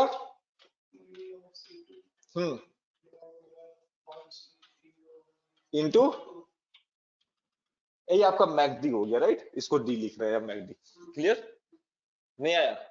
फिर मैक्यूलिन ने बोला कि PV of summation of all PV क्या होता है? C1 प्लस C2 होता नहीं है, तो उसका मतलब क्या होता है? हाँ, PV of all cash flow क्या होता है? प्राइस होता है। तो वैल्यूएशन का ही कॉन्सेप्ट है ना। अब थोड़ा सा डाउट हो गया तो कैसे सीखोगे? इसलिए मैं रुकता हूं ना। तो PV of all cash flow क्या होता है? क्या पढ़ा था अभी हमने, शुरुआत ही की थी, जो C1 C2 C सबका PV लेवल क्या होगा? वैल्यूएशन। समझ लग जाता है ना, तो मुझे रुक जाना पड़ता है बताने में, समझ रहे हो ना? ये क्या हो गया, प्राइस हो गया है। हमने वैल्यूएशन में ही पढ़ा था ना कि कैश फ्लो फोरकास्ट करो, उसका फिर क्या ले लो और सबको ऐड कर दो, क्या बन जाएगा? वो वैल्यूएशन बन जाएगा। तो ये P हो गया उसका, हाँ, present value of all cash flow, summation of present value of all cash flow. तो डिनोमिनेटर टर्म क्या बन गया आपका? प्राइस बन गया, हाँ। तो T average equal to 1/P naught हो गया, राइट? हटाओ उसको, सबके साथ होगा, पहले कैश फ्लो का पीवी क्या बनेगा, C1 divide by 1 plus y, first term है ना तो पावर 1, हाँ तो इसमें टाइम लगता है ना मुझे करवाने में, C2 divide by 1 plus Y का square and so on, right. ये दिक्कत है? नहीं दिक्कत, लिख लीजिए, मैं चेंज करूंगा फिर। सर उसका टाइम्स 2 आ गया C2 टाइम्स 2 कहाँ होगा बताओ? ये तो आपने फॉर्मूला बना दिया जिसमें सबको आप डिफरेंशिएट कर रहे हैं। नहीं thank you thank you thank you thank you thank you, कुछ छूटा ठीक, थैंक यू।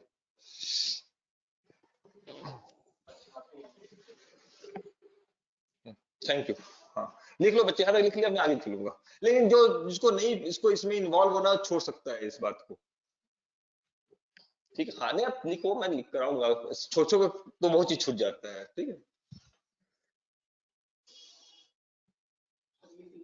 लिख लिया। तेरे पी नॉट आपने सिग्मा पीवी को मान लिया क्या? क्या बोल रहे हो? पी नॉट आपने सिग्मा पीवी को माना है क्या कॉमन आउट करने के लिए? PV of all cash flow is your price, ठीक, हाँ okay okay sorry sir, PV of all cash flow is by definition price होता है, इसलिए P0 हो गया, या समझ गया। समझ लो, बिल्कुल पूछते रहो, ठीक।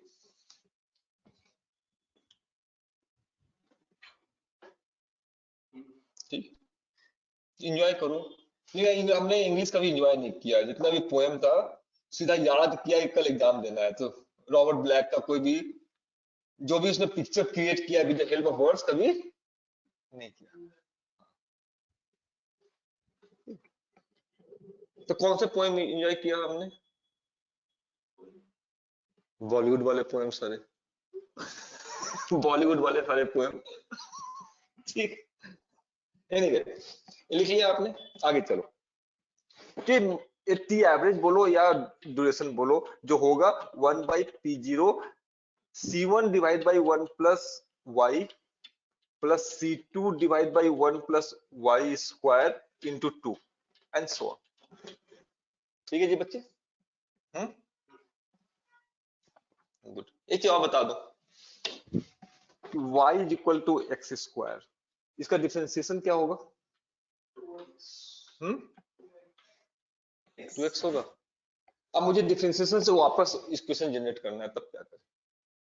ये गलती तो कर दिया आपने, हाँ तो क्या करेंगे, dx को यहाँ ले जाओ, कहाँ ले जाओ, यहाँ dy, तो 2x dx। अब बोले वापस जाने को, अगर डिफरेंस इसको डिफरेंशिएशन बोलते हैं तो वापस करने को इंटीग्रेशन, तो इसको इंटीग्रेट कर देंगे, तो छोटा y क्या बन जाएगा, बड़ा y, और integration is opposite of differentiation, तो यहाँ स्क्वायर x बन है, जाएगा। तो हाँ तो x है तो क्या होगा, डिफरेंशिएशन में कम हो जाता है, तो इसमें क्या हो जाएगा, x ज्यादा हो जाएगा, और जो नया बना उससे क्या हो जाएगा, डिवाइड हो जाएगा। ये बात समझ में आ रहा है? तो किसी भी इक्वेशन को एक बार इंटीग्रेट करें और एक बार डिफरेंशिएट करें तो वापस क्या होगा, सेम हो जाएगा ना, कि नहीं आया समझ में? इंटीग्रेट करें और उसको फिर जाकर, ये बात समझ में आ रहा है? गुड, चलो इसमें अब इस चीज को समझ में आ गया आप लोगों को? 2 मिनट टाइम, 5 मिनट लगेगा इस टॉपिक में, फिर हम लोग आगे बढ़ जाते हैं, हमेशा के लिए सीख जाओगे फिर। तो इंटीग्रेट डिफरेंशिएट करें हम लोग, रीजनरेट कर लेंगे फॉर्मूला, एक क्लियर है?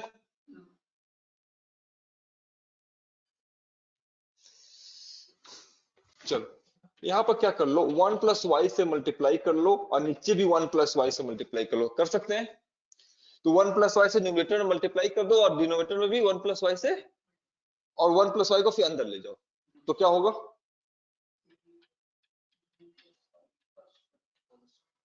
C2 1 प्लस वाई का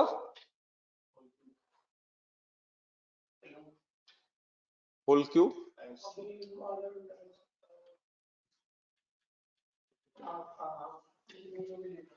नहीं आया समझ में? आ गया।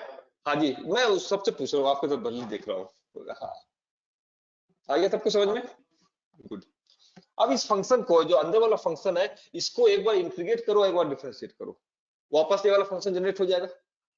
y is equal to x है, इसको एक बार इंटीग्रेट कर देंगे, दोबारा एक बार डिफरेंशिएट कर देंगे तो जनरेट हो जाएगा। तो इस इक्वेशन को एक बार हम लोग इंटीग्रेट कर रहे हैं dy से, और इसको फिर डिफरेंशिएट कर रहे हैं dy से। कर सकते हैं, एक बार इंटीग्रेट कर दो, एक बार फिर वापस जनरेट हो जाएगा। तो अंदर वाले को इंटीग्रेट करेंगे, फिर बाद में डिफरेंशिएट करेंगे। तो you are left with 1 plus y by P naught dy dy, और अंदर वाले को इंटीग्रेट करो। अंदर वाले को इंटीग्रेट करो, क्या होगा? इंटीग्रेशन में क्या होता है? इंटीग्रेशन में क्या होता है? डिफरेंशिएशन में क्या होता है? जो पावर होता है उससे मल्टीप्लाई हो जाता है, और इंटीग्रेशन में एक पावर ऐड हो जाता है और उससे डिवाइड हो जाता है। तो C1 है तो क्या हो गया? 1 प्लस y की पावर -2 होगा, इसमें एक ऐड होगा, एक ऐड होगा तो कितना बन गया? मैथमेटिशियन -1 बना, -2 प्लस 1 तो +1 क्यों होगा? अब -1 से डिवाइड हो जाएगा, जो नया बनता है उसे डिवाइड होगा। दूसरे वाले को देखो क्या बनेगा, ऊपर क्या बनेगा? 1 प्लस y का cube +1 divide by -2 and so on, right? तो देखो ये जो मल्टीप्लायर है क्या हो रहा है? कट रहा है सारा, और एक माइनस जनरेट हो गया, राइट? जिसको चलो कैसे लिख सकते हैं? 1 plus y by P naught D by D y, इसको डिफरेंशिएट भी करना पड़ेगा आगे। अब माइनस आ गया तो माइनस को बाहर ले लो, तो माइनस को बाहर ले लिया और न्यूमरेटर को डिनोमिनेटर बना लो, तो क्या बनेगा?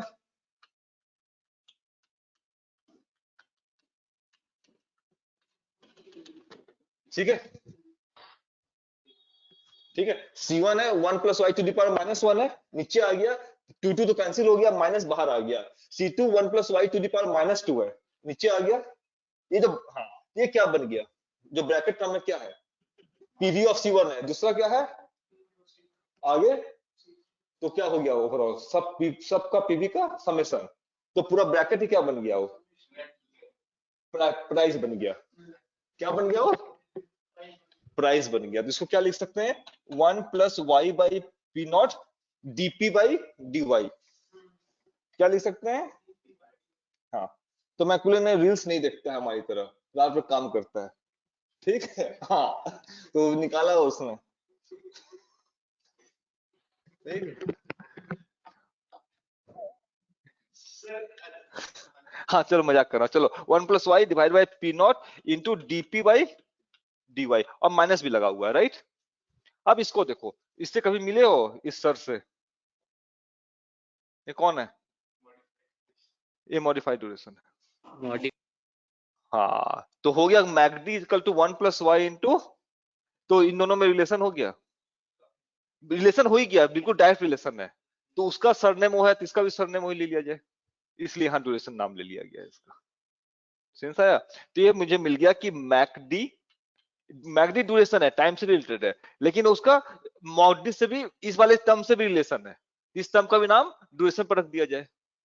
तो मैगडी is equal to plus of 1 plus Y into mod d। तो there is a relationship between मैगडी and mod d। ये आपको इतना करने की जरूरत नहीं, ये वाला इक्वेशन आपको याद रखना है। गलतियां कहां होती है फॉर्मूला में? mod d is equal to Mac D by 1 plus Y होगा या इंटू 1 प्लस वाई होगा? तो फॉर्मूला क्या निकलता है हमारा एग्जाम पर्पस में जो याद करना पड़ेगा? हाँ, मैग डी ओवर, ये हो गया। तो मैगडी is related, Mac D is your time. कहां माइनस है डियर? वो ड्यूरेशन का फॉर्मूला ही है, वो फॉर्मूला का डिफिनेशन ही है, माइनस लगा हुआ है उसमें, हम उसका डिफिनेशन है वही है, ठीक है? इसलिए माइनस आ गया, डिफिनेशन है वही है, क्योंकि डीपी बाई डी वाई हमेशा नेगेटिव होगा, ये तो स्लोप है, स्लोप नेगेटिव होगा। अब माइनस लगा दिए थे ड्यूरेशन में, इसलिए डी इज ऑलवेज पॉजिटिव। हाँ ठीक है जी। तो ये आपका इसीलिए टर्म आ गया। आप क्लियर हो गए आपकी बात कि mod d को ड्यूरेशन क्यों बोलते हैं? ये बात समझ में आ गया? गुड। हो गया mod d is equal to mag d divide by 1 plus 1। Clear? तो हम लोग क्या करेंगे, मैकडी से ही मॉडी निकाले। मैकडी निकालना इजी है, जितना सॉक देने से अच्छा है कि मैकडी निकाल लो, तो सॉकिंग तो देंगे नहीं। अब मैकडी निकाल लो, उसी से क्या निकल जाएगा मेरा। हाँ, तो सॉक देकर पी नॉट करने की जरूरत नहीं है, जस्ट कैलकुलेट जो तुम बोल रहे थे कि कैश फ्लो लेकर डिवाइड बाई कर लो। तो ठीक है, तो MacD can be calculated in time weighted by cash flow. Get the value of MacD and calculate mod B accordingly. ठीक है, और वाई बहुत अगर छोटा है तो मैकडी मॉड डी सेम होगा, तो मैकडी ही उसमें प्लग कर दो। किसको प्लग कर दो? हाँ, कोई बहुत ज्यादा डिफरेंस नहीं होगा, तो ड्यूरेशन बोलो और उसको प्लग करते रहो। गुड, सेंस आ गया। हाँ, अब चलते हैं कि अब आ जाओ analysis part. All things same, coupon ज्यादा होगा तो पहले ये देखो, पहले फॉर्मूला लिखो, delta P by P naught is equal to minus D into delta Y. Am I right और रॉन्ग? ठीक है कि गलत है? Percentage change in price is equal to minus D into delta Y plus C by two into delta Y square. Ignore the convexive term, तो delta P by P naught equal to minus D into delta y. तो change in price क्या होगा?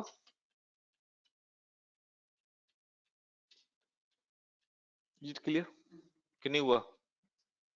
Clear है कि नहीं clear है? हाँ, इतना क्लियर है। पी नॉट को उधर ले गए, तो चेंज इन प्राइस होगा। तो मुझे क्या क्या पता है अभी?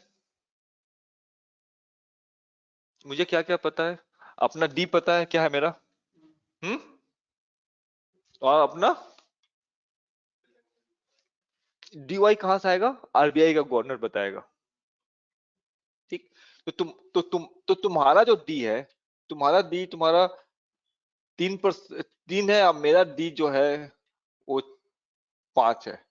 किसके प्राइस में ज्यादा इफेक्ट आने वाला है? वाई चेंज हुआ तो सर आपके में। ये 5 वाले या 3 वाले, मैं भूल गया मेरा कौन था। हाँ, 5 वाले में। 5 वाले में ज्यादा आएगा, क्योंकि डेल्टा वाई तो दोनों के लिए सेम जाने वाला है। यहाँ पर इस वाले केस में 5 जाने वाला है, ऊपर वाले में।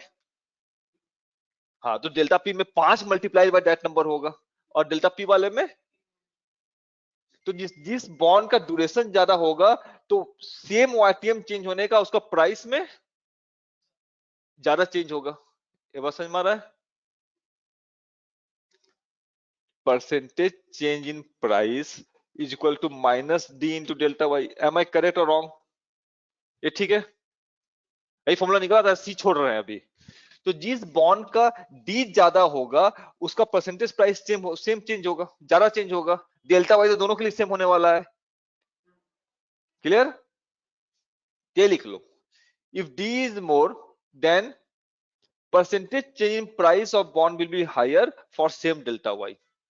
If d is high, then percentage change in price will be higher for same change in delta y. Is it clear? ठीक है। मेरी मम्मी बोलती है कि मेरा टेम्परेचर से मैं बहुत सेंसिटिव हूं, उसका क्या मतलब है? उसका मतलब क्या है? एलर्जिक है तो सब जा रहा है। इसका मतलब है हल्का सा टेम्परेचर में फ्लक्चुएशन होगा तो उनके हेल्थ पर इफेक्ट ज्यादा होगा। तो जिसका ड्यूरेशन ज्यादा होगा उसका वाईटीएम में हल्का सा चेंज होगा तो उसके प्राइस पे इफेक्ट क्या होने वाला है? तो duration is a measure of interest rate risk, therefore duration is a measure of interest rate risk. जो काम बीटा करता है इक्विटी में वो काम डी करता है बॉन्ड में। जो काम बीटा करता है सिस्टमैटिक रिस्क वो काम करता है डी। तो D is a measure of interest rate risk. आगे समझ में? तो ये बात आपको याद रखना है, जिसका डी ज्यादा होगा तो हल्का सा भी टेम्परेचर चेंज होगा तो उसके हेल्थ पर ज्यादा इफेक्ट आएगा। तो हेल्थ कौन है? Percentage in price. और टेम्परेचर कौन है? Delta Y. जिसका डी 0 होगा उसका, हाँ, कोई तो सेंसिटिविटी क्या रही उसकी?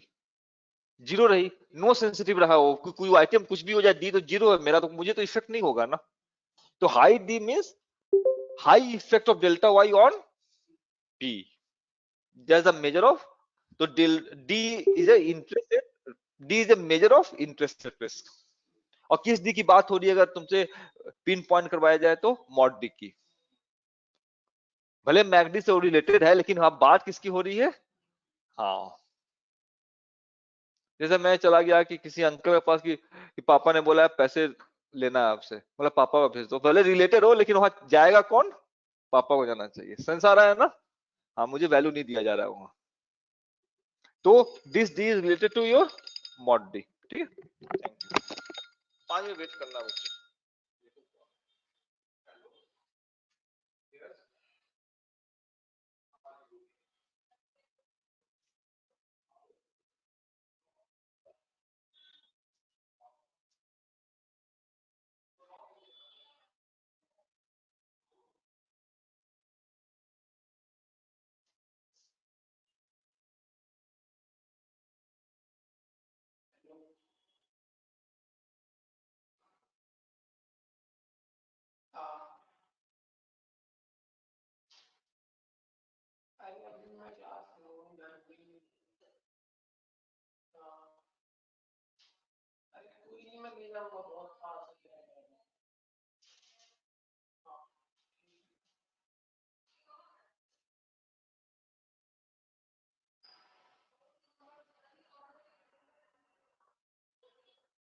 You are a student or what?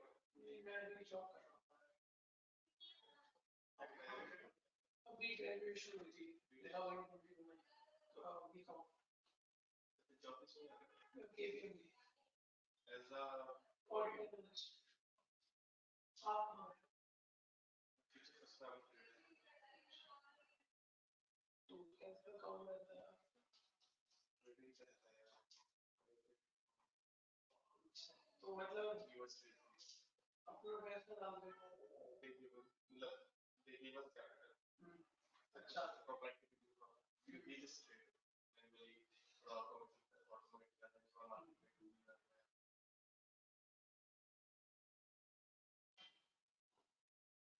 उससे पहले बीटेक कर लिया।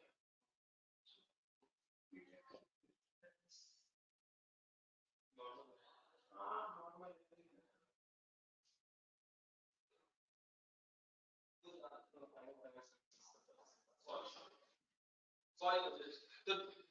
Duration is measure of interest risk. Clear हो गया बच्चे यहाँ तक? Sorry online participant, duration is measure of interest. Clear है यहाँ तक? अब मॉड डी और मैगडी में एक रिलेशन हो गया। अब मॉड डी किससे रिलेटेड है? स्लोप से। तो स्लोप और एवरेज टाइम में एक रिलेशन आ गया। समझ में आ रहा है ना? ये चीज बहुत इंपॉर्टेंट है उसके एंगल से। यहाँ देखो ये स्लोप है, डेल्टा पी बाई पी ना स्लोप है, ये एवरेज टाइम है मैगडी। तो स्लोप ज्यादा होगा तो टाइम ज्यादा हो जाएगा, something like that. This is relation between average time and slope and this is relation between मैगडी and mod D. 1+y से रिलेटेड है। 1+y को इग्नोर किया जाए तो 1+2% होता है, तो 1.02। अमेरिका में इंटरेस्ट रेट कितना है? 2%। तो मैगडी is equal to 1.02 into mod D. तो MacD and mod D are virtually same. तो आप कोई भी ड्यूरेशन लो। हाँ अभी 2% है वहां से, जीरो भी हो गया। एनीवे तो वो तो हम लोग कन्वेंशनल फाइनेंस से बाहर निकल रहे हैं, माइनस में भी हो गया है, लेकिन ठीक है। This idea of MacD and mod D. और मैगडी टाइम से रिलेटेड है और मॉड डी मैगडी से रिलेटेड है, तो सबका नाम क्या पड़ गया? ड्यूरेशन। ठीक है, उसी का नामकरण। ठीक ठीक है जी, गुड। और D is the measure of interest rate risk. हाँ जिसका डी ज्यादा होगा उसका परसेंटेज चेंज इन प्राइस ज्यादा होगा। हल्का टेम्परेचर चेंज होने पर फ्लक्चुएशन ज्यादा आएगा हेल्थ पर, तो प्राइस पर ज्यादा इफेक्ट आएगा हल्का वाइटिंग चेंज होने का। तो D is the measure of interest rate risk. Clear? अब आ जाओ।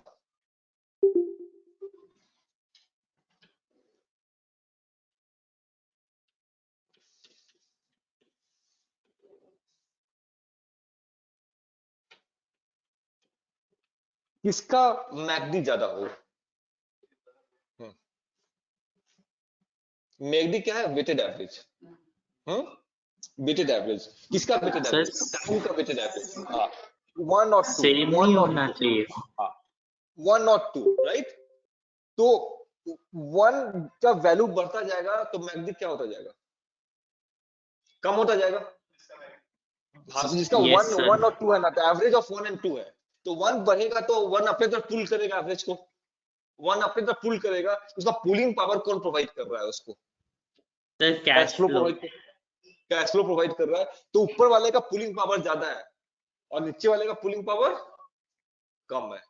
तो क्या पता चला? जिसका कूपन ज्यादा होगा उसका मैगडी क्या होगा? होगा सर। मैगडी कम होगा। अब मैगडी के साथ डायरेक्टली रिलेटेड है मॉडडी, बिल्कुल भाई भतीजा है। मॉडडी कम होगा। जब मॉडडी कम होगा तो प्राइस सेंसिटिविटी क्या हो जाएगा उसकी? हाँ, तो हाई कूपन पेइंग बॉन्ड ज्यादा मार्केट में फ्लक्चुएट नहीं करता है, उसकी मार्केट रिस्क क्या हो जाती है? कम हो जाती है। तो उसकी मार्केट रिस्क क्या हो जाएगी? लिख लीजिए, मार्केट रिस्क क्या हो जाएगी उसकी? कम हो जाएगी। सेंस आया कि नहीं आया? तो ये सब चीज समझोगे तब ना एंजॉय करोगे बॉन्ड का movement of, then it's called intellectual pleasure कि मैं शेक्सपियर समझ रहा हूँ।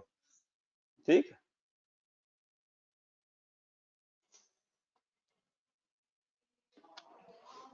तो मार्केट रिस्क कम हो जाएगी। ठीक है, जब भी हम लोग रिटर्न एनालिसिस करेंगे तो रिटर्न एनालिसिस कब का होता है? पूरे पीरियड का रिटर्न एनालिसिस होता है। और इंटरमीडिएट जो कैश फ्लो मिलता है उसको क्या करते हैं हम लोग? उसको भी हम लोग री इन्वेस्ट कर देते हैं। टाइम लो मनी में पढ़ा था ना, तो उसको भी क्या कर लेते हैं? री इन्वेस्ट करते हैं। तो बीच में इंटरमीडिएट कैश फ्लो कितना मिल रहा है? ऊपर वाले में, नीचे वाले में। जिसका कूपन ज्यादा होगा उसका इंटरमीडिएट कैश फ्लो ज्यादा होगा, तो उसका इन्वेस्टमेंट का रिस्क आ जाएगा ना। अगर उस समय वाइटिंग कम हो जाएगा तो मुझे रिटर्न क्या मिलेगा? हाँ, तो हाई कूपन में मार्केट रिस्क कम हो गया लेकिन री इन्वेस्टमेंट रिस्क क्या हो गया? ज्यादा हो गया। तो हमेशा रिवर्स चल रहा है, तो री इन्वेस्टमेंट रिस्क बढ़ गई मेरी। तो हाई कूपन पेइंग बॉन्ड का री इन्वेस्टमेंट रिस्क ज्यादा होता है, और लेकिन उसका market risk, what is market risk? Change in price, price का फ्लक्चुएशन होना उसी को मार्केट रिस्क बोलते हैं। तो मार्केट रिस्क उसकी कम होती है। ये बात समझ में आ गया? Keeping all other factor constant, keeping obviously, हाँ सब कुछ बदल दोगे तो मिक्सचर हो जाएगी ना उसकी। नया इन ज्यादा है तब टाइम टू मैच्योरिटी, एक 5 साल का बॉन्ड है, एक 10 साल का बॉन्ड है, कूपन सेम, तब मैक्यूले बढ़ जाएगी। वो 10 साल का भी 10 साल भी रोल प्ले करेगा, बढ़ेगी। और किसका कंट्रीब्यूशन ज्यादा होगा बॉन्ड केस में? 1 2 3, तो सबसे हाईएस्ट कैश फ्लो कब मिल रहा है? प्रिंसिपल 10 को मैच्योरिटी मिलेगा। पर, तो मैच्योरिटी का कंट्रीब्यूशन सबसे ज्यादा होने वाला है। तो 10 साल का बॉन्ड है, नॉर्मल कूपन पे ही है, तो उसका मैक्यूलेट ड्यूरेशन कितना होने वाला है? 9 के आसपास आएगा। 10 का कंट्रीब्यूशन सबसे हाई होने वाला है। बाकी कूपन तो 5 10 5 में रहेगा, वो कैसे रहेगा? 1000 में रहेगा। ठीक है, तो 10 साल का बॉन्ड है, नॉर्मल कूपन पे है, तो उसका मैगडी मोटा मोटा कितना आएगा? 9। मैक बहुत हाई रहेगा तो 8.5 हो जाएगा। तो एन बढ़ेगा तो मैगडी बढ़ेगा, मैगडी बढ़ेगा तो मॉडडी बढ़ेगा, तो मार्केट रिस्क क्या हो जाएगा? बढ़ेगा बढ़ेगा। बढ़ेगा।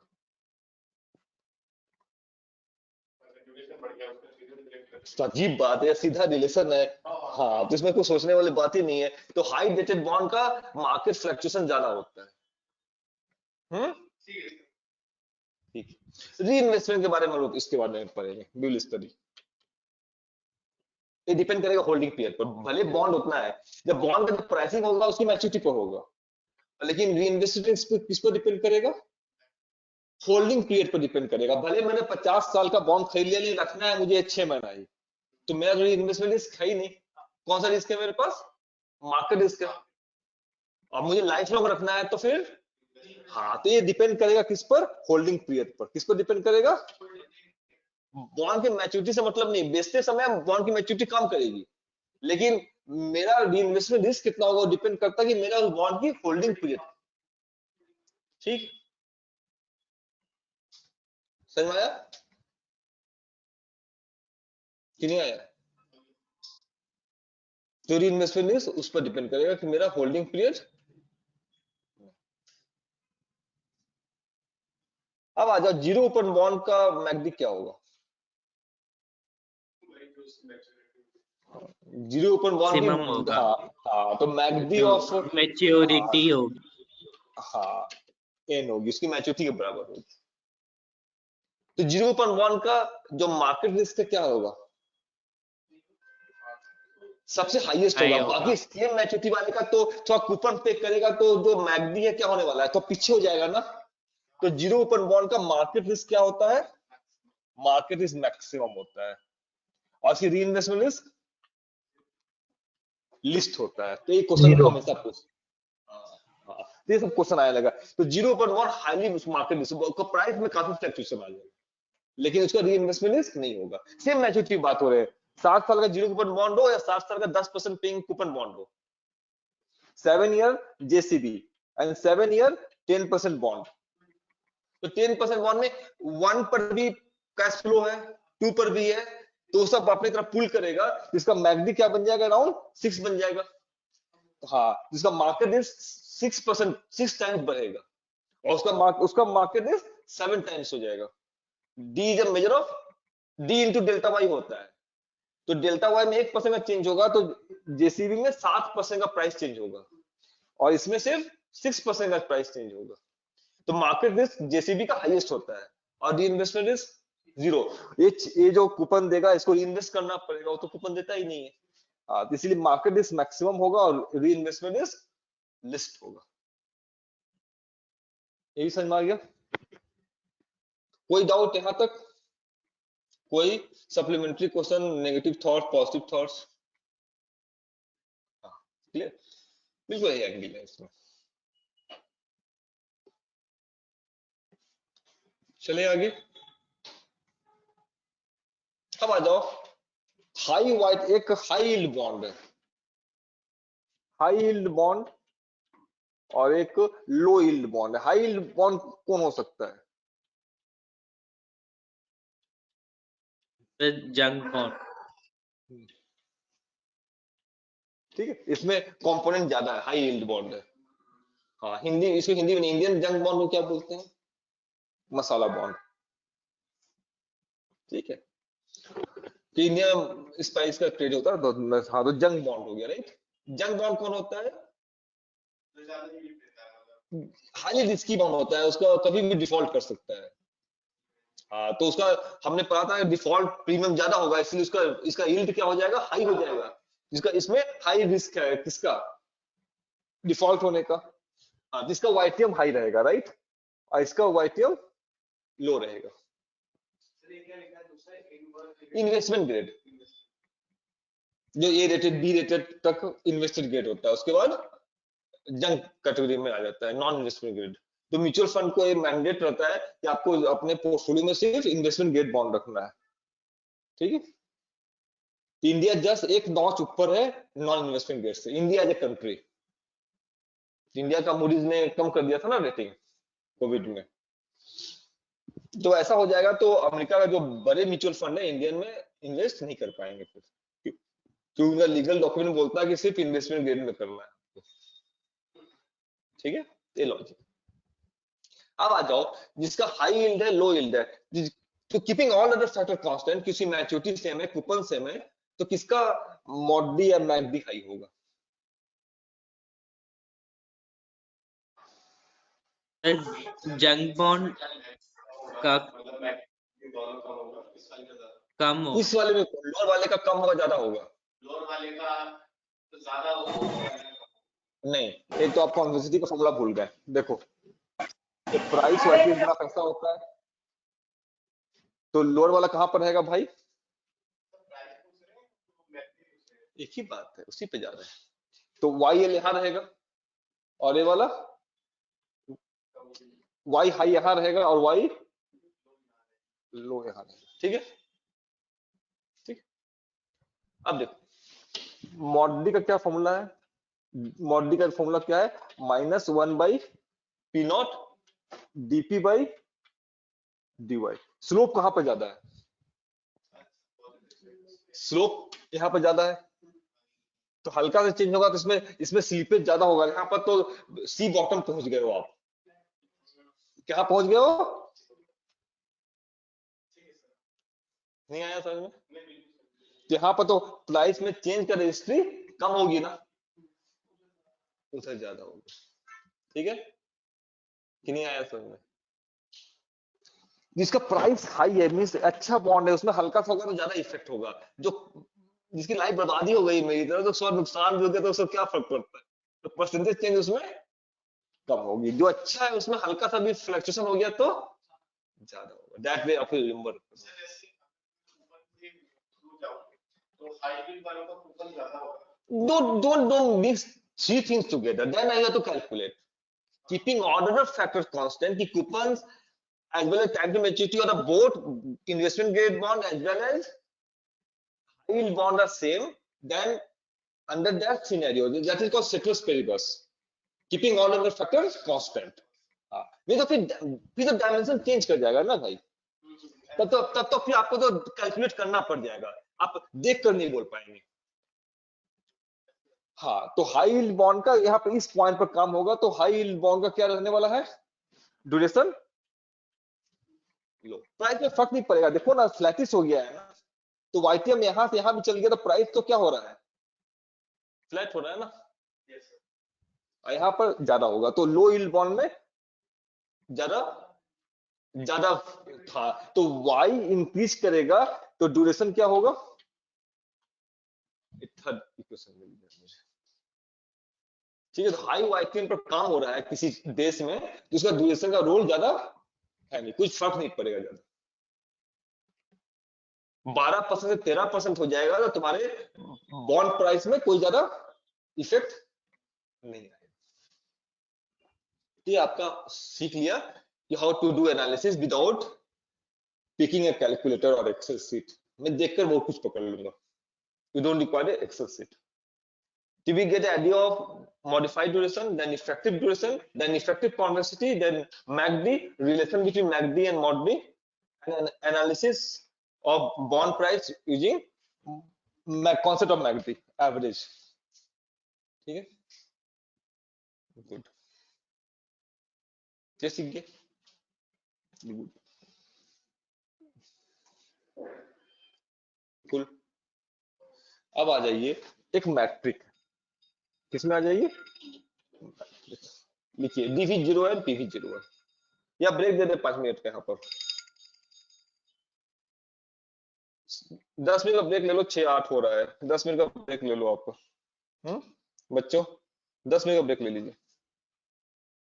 2-3 This बार एक conference बार will इसको now be वेडनेसडे को देख recorded. लेना, एक बार फ्राइडे को नाइट को देख लेना, तो तुम्हारा दिमाग में सेट हो जाएगा। हाँ बिल्कुल 4-5 बार देख लो, हाँ तो क्लियर हो जाएगा। आज हम मैट्रिक पर DV01 पढ़ते हैं, क्विक 10 मिनट लेंगे आपका, ड्यूरेशन कवर कर लें। DV01 ये मैट्रिक है, इसको PVVP भी बोलते हैं।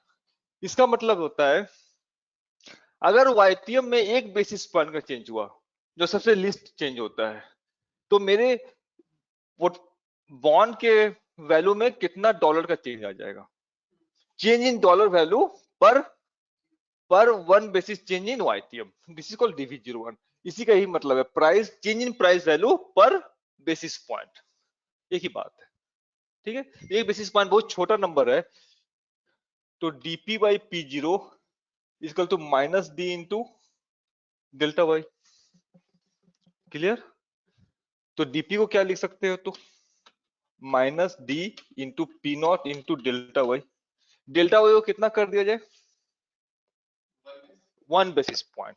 तो 1 बेसिस पॉइंट का मतलब क्या होता है, 1/10,000, डेल्टा वाई जब डेसिमल में जाता है, तो 1 बेसिस पॉइंट में जो चेंज होता है वो ये वाला नंबर बता रहा है। साइन का इंपॉर्टेंस नहीं है, क्योंकि पता ही है कि बढ़ गया है तो घट गया है, और 1 बेसिस पॉइंट डिक्रीज हुआ है तो प्राइस इंक्रीज हुआ, साइन इंपॉर्टेंस नहीं है।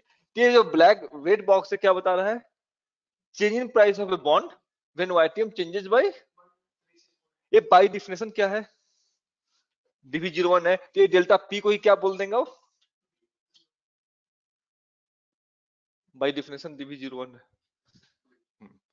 तो dp और dp पता रहेगा तो निकल जाएगा, right?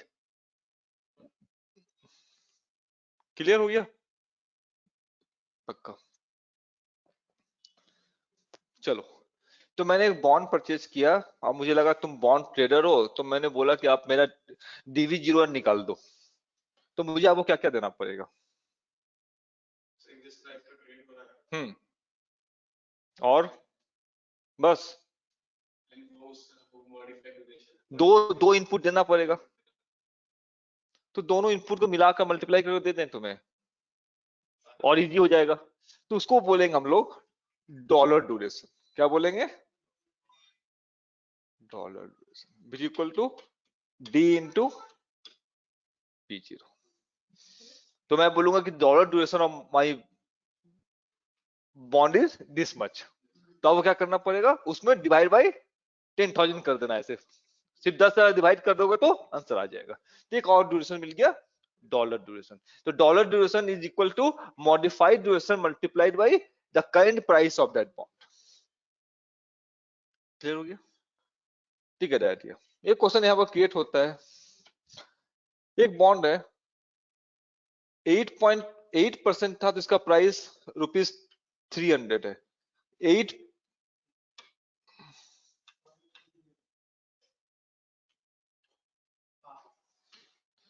what is dv01 of this bond?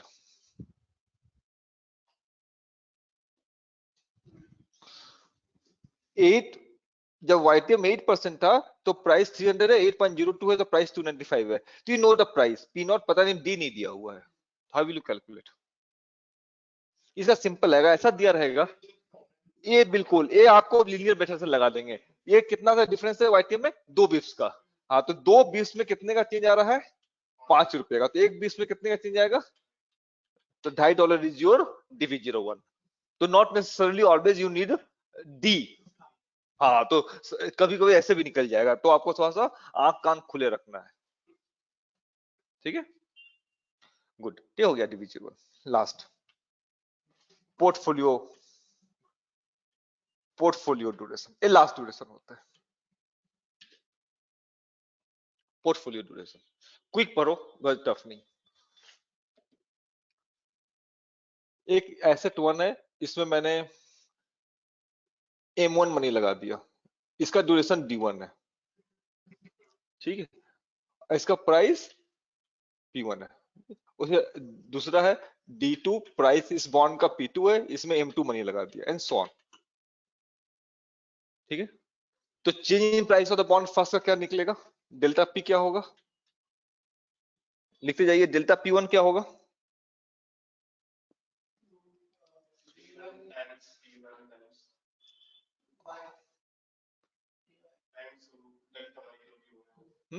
हाँ,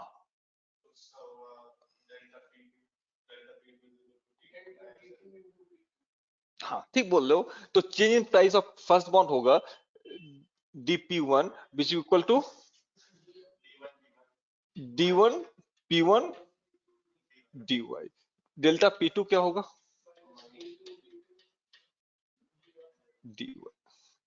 dy1 dy2। ठीक है, उसका अलग चेंज हुआ होगा। इसका p3 minus d3 b3 dy3। ठीक है, तुम शॉपिंग में जा रहे हो, तुम्हारे पास 3 बैग है, तुम्हारे सिस्टर ने भी दे दिया, मम्मी ने दे दिया, तो पापा ने भी हाथ में पकड़ा दी। किसी ने कुछ निकाला, किसी ने कुछ रखा, किसी ने कुछ और किया, तो नेट चेंज क्या होगा? तीनों को ऐड कर लेंगे, नेट चेंज होगा। किसी में बढ़ गया, किसी में घट गया, नेट हाथ में जो चेंज होगा क्या होगा? तीनों बैग का अलग अलग चेंज। किसी में 2 किलो बढ़ गया, किसी में 1 किलो घट गया, किसी में 3 किलो बढ़ गया, तो नेट चेंज, तीनों का डिफरेंस ऐड कर लेंगे। तो net change in price of portfolio क्या होगा? पहले बॉन्ड में कितने का चेंज हुआ प्लस दूसरे में कितने का चेंज हुआ प्लस, यही होता है ना। तो क्या लिख सकते हैं इसको, माइनस को बाहर रखो, तो क्या होगा? d1 p1 dy1 plus d2 p2 dy2 and so on, right. और टोटल पोर्टफोलियो वैल्यू कितना है मेरा? पहला का P1 है, P2, तो क्या करो यहाँ पर टोटल पोर्टफोलियो वैल्यू से डिवाइड कर लो और टोटल पोर्टफोलियो वैल्यू से मल्टीप्लाई कर लो, कर सकते हो? तो P1 बाई P0 क्या बता रहा है? वेट टोटल पैसे का कितना पैसा 1 में लगा हुआ है कि नहीं बता रहा है? हाँ, तो minus D1 into W1 into D2 into W2, डरो मत जानबूझ के छोड़े, डेल्टा वाई कॉमन ले लो और P0 कॉमन ले लो, बस 5 मिनट, लास्ट टॉपिक। इसमें से डेल्टा वाई कॉमन ले लो। डेल्टा वाई कॉमन का क्या मतलब हो गया कि सभी बॉन्ड में जो चेंज इन प्राइस हुआ है क्या हुआ है? सेम हुआ है। इस कॉन्सेप्ट को, इस एजम्पशन को हम लोग मान रहे हैं, यहाँ पर क्या मान रहे हैं? इस एजम्पशन को ले रहे हैं निकालते समय कि डेल्टा वाई इज सेम। हाँ, delta Y is same, not constant, is same for all. हाँ, द चेंज इन सेम। तो इसका फॉर्मूला में देखो, फॉर्मूला क्या होता है हमारा? Change in price equal to duration into delta Y into price. तो इसको क्या माना जाए? पोर्टफोलियो का ड्यूरेशन माना जाए। हाँ, माना जा सकता है ना। तो portfolio duration into delta Y into portfolio value, formula पे आ गया। तो पोर्टफोलियो ड्यूरेशन जो होगा वो weighted average of duration of constituent bond होगा, बॉन्ड का ड्यूरेशन और प्लस में कितना पैसा लगा हुआ है। तो weighted average of all the bond is your portfolio duration, and this analysis is valid only when delta y is same. ये इंपॉर्टेंट बात है, भूलना नहीं है। फिर हम लोग आगे पढ़ेंगे जब ऐसा नहीं हो, तो फिर आप भूल जाओगे। हाँ, फिर पढ़ाएंगे तो फिर कोर्स नहीं निकलता, तो आपको याद रखना है। डेल्टा वाई सेम होने को क्या बोलते हैं हम लोग? सभी बॉन्ड्स में एक ही बेसिस पॉइंट, मतलब एक ही वाई चेंज हुआ। तो हाँ, इस टाटा का बॉन्ड है, इन्फोसिस का बॉन्ड है, 3% उसमें ही बढ़ा तो 3% उसमें ही बढ़ा। हाँ, ठीक है, ठीक है, क्या बोल रहे हो? हाँ हाँ हाँ, हो सकता है, नहीं भी हो सकता, हो भी सकता, आई डोंट नो। आते हैं इस पर। अब आ जाओ, एक कॉन्सेप्ट है यील्ड कर्व का। यील्ड कर्व का क्या मतलब होता है? 2 में टाइम लेंगे, शायद 6 में छोड़ रहे हैं तुम। एक ही बात, यील्ड कर्व का मतलब होता है इंटरेस्ट रेट और टाइम के साथ, इंटरेस्ट और टाइम के साथ जो ग्राफ होगा। तो जनरली हमारा ग्राफ ऐसा रहता है, वाई और टाइम के साथ। तो इसको बोलते हैं यील्ड कर्व। एफडी का यील्ड कर्व होता है, जैसे मैं 10 दिन के लिए एफडी करता हूं तो मुझे ये वाला मिलता है। तुम लोग अमीर हो, साल ज्यादा करोगे, 5 साल करोगे तो तुम्हें ज्यादा मिलेगा। हाँ, ज्यादा मिलेगा, ठीक है। यील्ड कर्व हो गया, टाइम के साथ वाइटिंग कैसे मूव कर रहा है, इसको बोलते हैं नॉर्मल यील्ड कर्व। क्या बोलते हैं? हाँ, अपवर्ड स्लोपिंग होता है। तो यील्ड कर्व भी जनरली अपवर्ड स्लोपिंग, ठीक है। हाँ, इसको और क्या बोलते हैं हम लोग? Term structure of yield curve. क्या बोलेंगे? टर्म का क्या मतलब होता है? टर्म टाइम को बताता है। हाँ, टर्म हमेशा टाइम को बताता है। टाइम और यील्ड कर्व के ग्राफ को टर्म स्ट्रक्चर बोलते हैं। Term means time, term deposit, time deposit.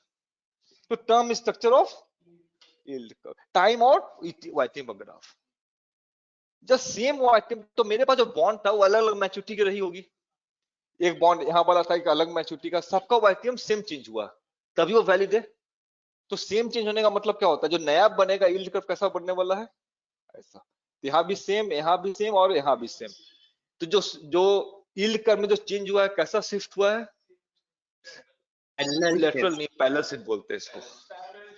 हाँ, तो this formula is valid only when, हाँ, तो पैरेलल शिफ्ट होना चाहिए तभी ये फॉर्मूला ड्यूरेशन का। तो change in price of portfolio equal to minus D of portfolio into delta y into price of portfolio valid when yield curve is assumed to be a will change parallel। तो non parallel shift में काम नहीं करेगा। हाँ, तो non parallel के लिए हम लोग दूसरा ड्यूरेशन पढ़ेंगे, उसको बोलेंगे की रेट ड्यूरेशन। क्या बोलेंगे? की रेट ड्यूरेशन, लास्ट ड्यूरेशन होगा।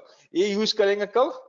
फॉर नॉन पैरेलल चेंज, कि ऐसा चेंज हो गया, शॉर्ट टर्म तो कम चेंज किया, लॉन्ग टर्म ज्यादा कर गया।